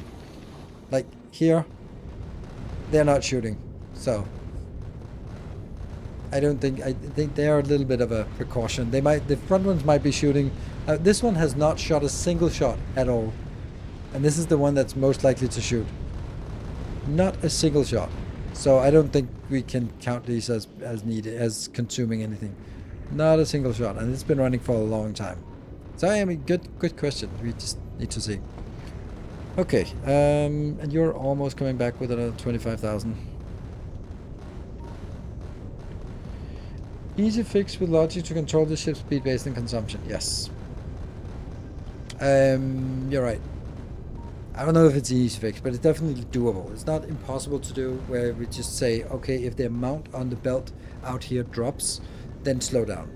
And maybe do it in several steps so that it's like, okay, if it's at 100%, then go at 100% forward. If it is dropping below 80%, then drop it down to, I don't know, 80% speed, and so on. And if it goes down to 0% on the belt, then stop.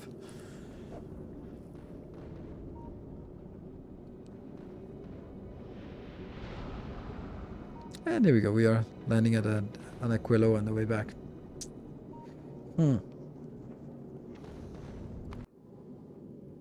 I think it's interesting to design this, and I think we have the hardest parts. I'm thinking of... So I want this part to move up front, so that I can probably have this bus here up front as well. Like, there's obviously an argument for having the rocket fuel thing done at the back, but maybe I don't really... hold on. Let's think about something. Do I like this design?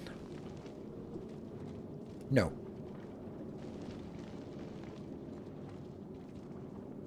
There we go. Didn't need to think of that much. 80% drop speed, 50% alert and drop speed, 30% stop. Yeah, something like that. That sounds good. So never starve, I'd say below 50% just stop. Yeah, but I think you also want a little bit of forward momentum.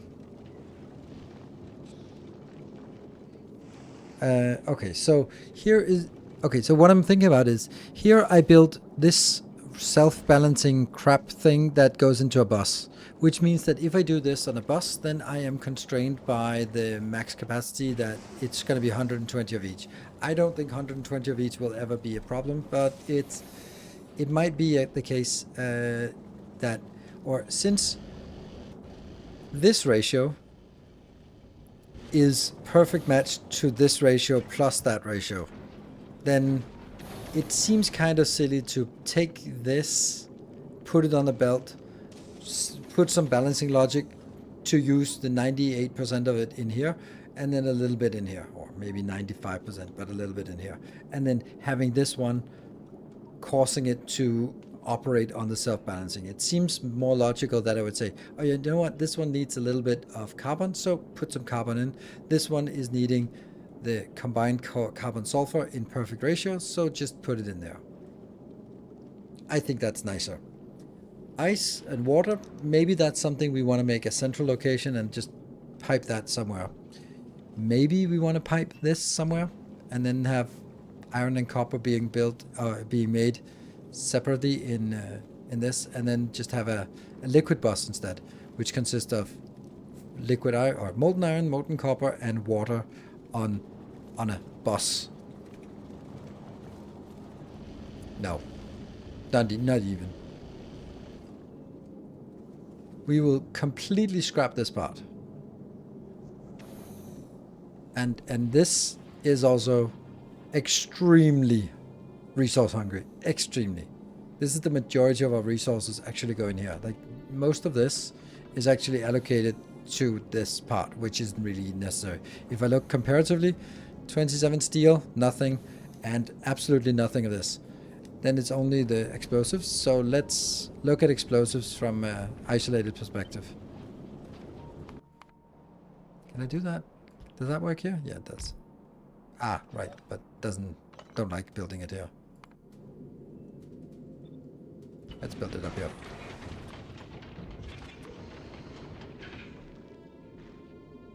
Inhuman Bondage is tomorrow.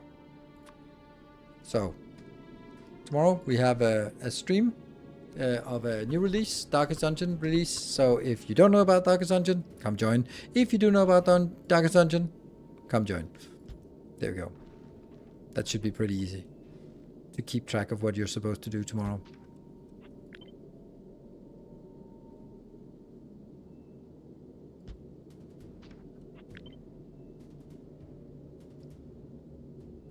I need this one.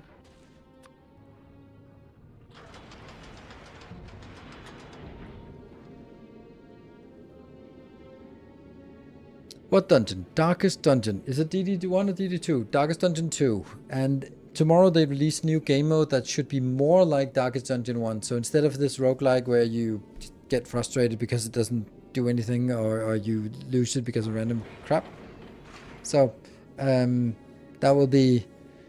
It's going to be exciting. I'm excited about it, at least. Shoot. We need a lot of... Here.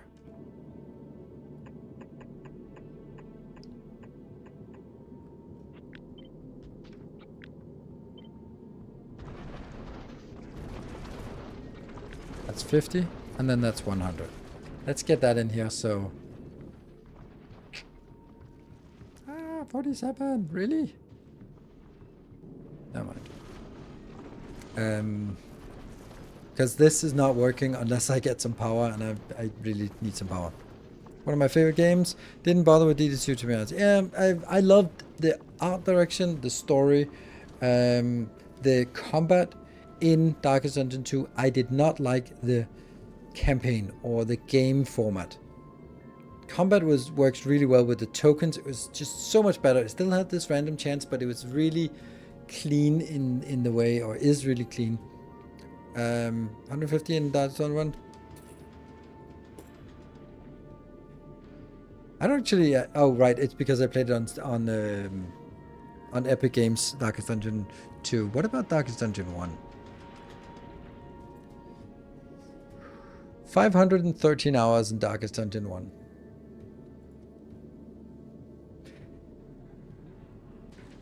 Okay, so... yeah, I played my fair share. I think less, or definitely less, but I don't know. 300 hours, I think, in Darkest Dungeon 2, I would be my guess. Not that much.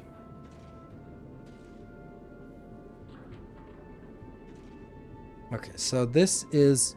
the ratio we get out of this is... who the hell knows? The ratio is 5 to 2. So for every craft, one of the sulfur goes in here, and 5 plus 1 sulfur, 5 carbon plus 1 sulfur goes in here, becomes 1 coal. That's why this one's not allowed to get any productivity, because then it screws up the ratio and goes in here. But we need everything to be moduled, right? There.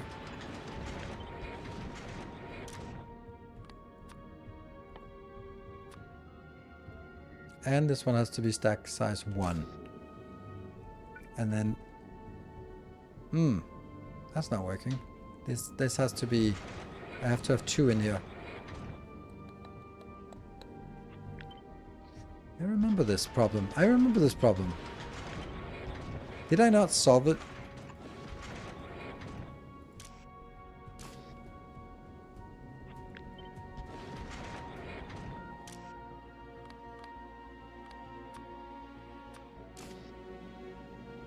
Because now, how do I get... oh, there we go. Here I get it.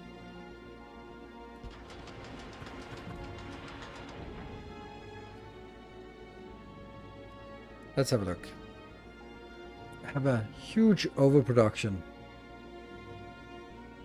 of... but honestly, I think that's better.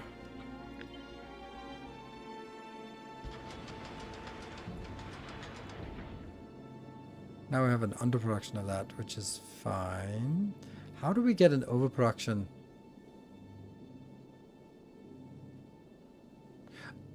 Okay. No.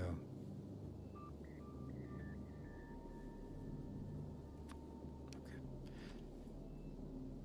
Ratio should be fine, I think. Really doesn't seem like it.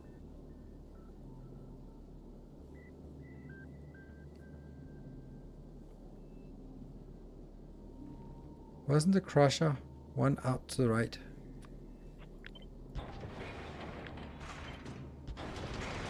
Like that? No, then.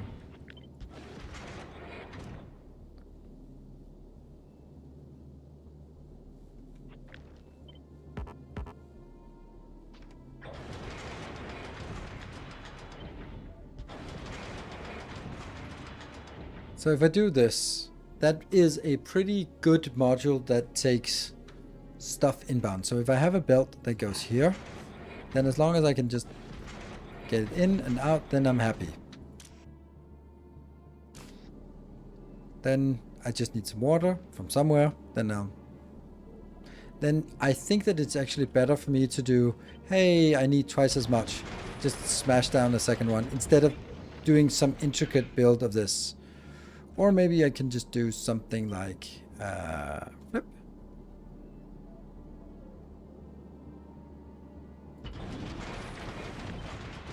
Yeah, then it gets messed up now if I build that.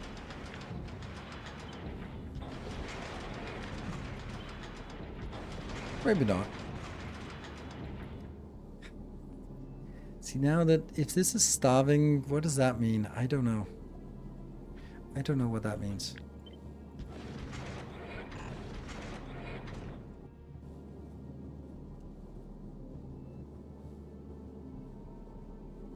There will be no extra carbon. There won't be any extra carbon. The reason why this is unbalanced is because these are not sort of matching in priority. So one of them is going to run fast. This one consumes 9, but this one is only it's producing 27. So, and this one's consuming 10, producing 9. So these two are pretty close to same ratio, at least now. But there's a small deficit, but it'll self-balance. So, do you plan on doing masterclass series for Space Age? Yes, when the time is right. And that's not right now. I need to sort of wind down, do something else, come back. Oh my god, he's back. Woo! Let's do masterclasses. Yay! Awesome. All that stuff. Removing the outside beacons just makes it a lot less. Now we have not enough carbon because this one can't keep up. We could put some speed modules in those, right?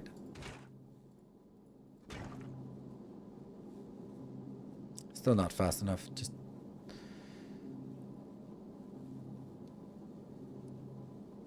like if we look at it, this is consuming 7.5 coal, and this one is producing 6 coal. So there will be a deficit of coal here, and this will be the one that dictates the flow rate. I could actually do both, couldn't I? What if I do that? Now there's a surplus. You are consuming 10.7. You're producing 10.6. Ooh, very close to ratio, right? Very close to ratio. There. Now it says that there is a surplus of here and here. But it kind of makes sense that this is a 2-to-5 ratio. It's not quite because balance. But the thing is, like, if you take away the speed, if you say that this is the one that dictates the flow, the speed, it is not, but let's say. So when this one crafts one time, it produces 5 carbon, 1 sulfur.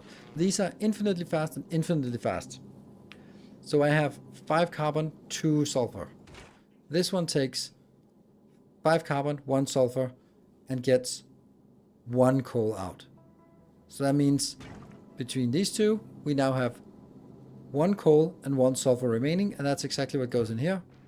1 sulfur, 1 coal, plus some water. So if these are infinitely fast, then this will dictate the speed. Funnily enough, I just realized it is actually infinitely fast. It's damn close to being infinitely fast.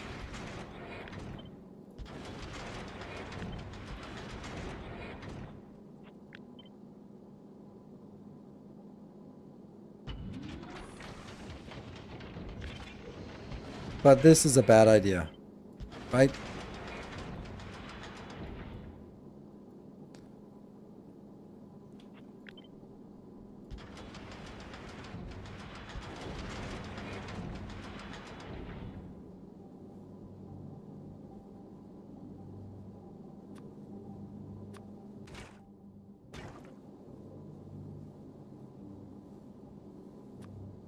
Oh, this one's effective. I have too many beacons already here and too many beacons. What about this? Okay, now it's not producing anything. That's such a big difference. It goes from 2.73 and then add a beacon, then it's 27. So it's multiplied by 10, this beacon. But 27 and 67 is just enough to feed all of this. All the rest of it. Which is funny, I think. And then I get 90. Could also do this.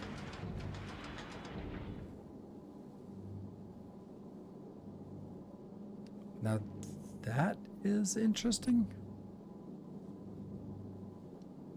You're producing 9, you're consuming 8. Okay. You're consuming 45 plus 9, which is way more than we have available. So these are... Now this is correctly the bottleneck, but I can't even get things in here. No, don't really like that. I don't mind, like, making things more complicated just to save on something that is as cheap as one of these. It's not really worth it. Huh. That's actually much nicer. Holy smoke, that's much nicer. Why did I not do this originally? This is so much nicer. Yeah. Because you can go in, out, and these two are right next to each other and right next to each other, and then they can probably be like connected like this. Yes. Easy. And even better, they go out on a belt like this. Nice. Hey, Demon, thank you for the... Welcome home. Demon, and we're done for today. That's a nice design we got here. Right at the very last second. With a single beacon that affects everything. Nice.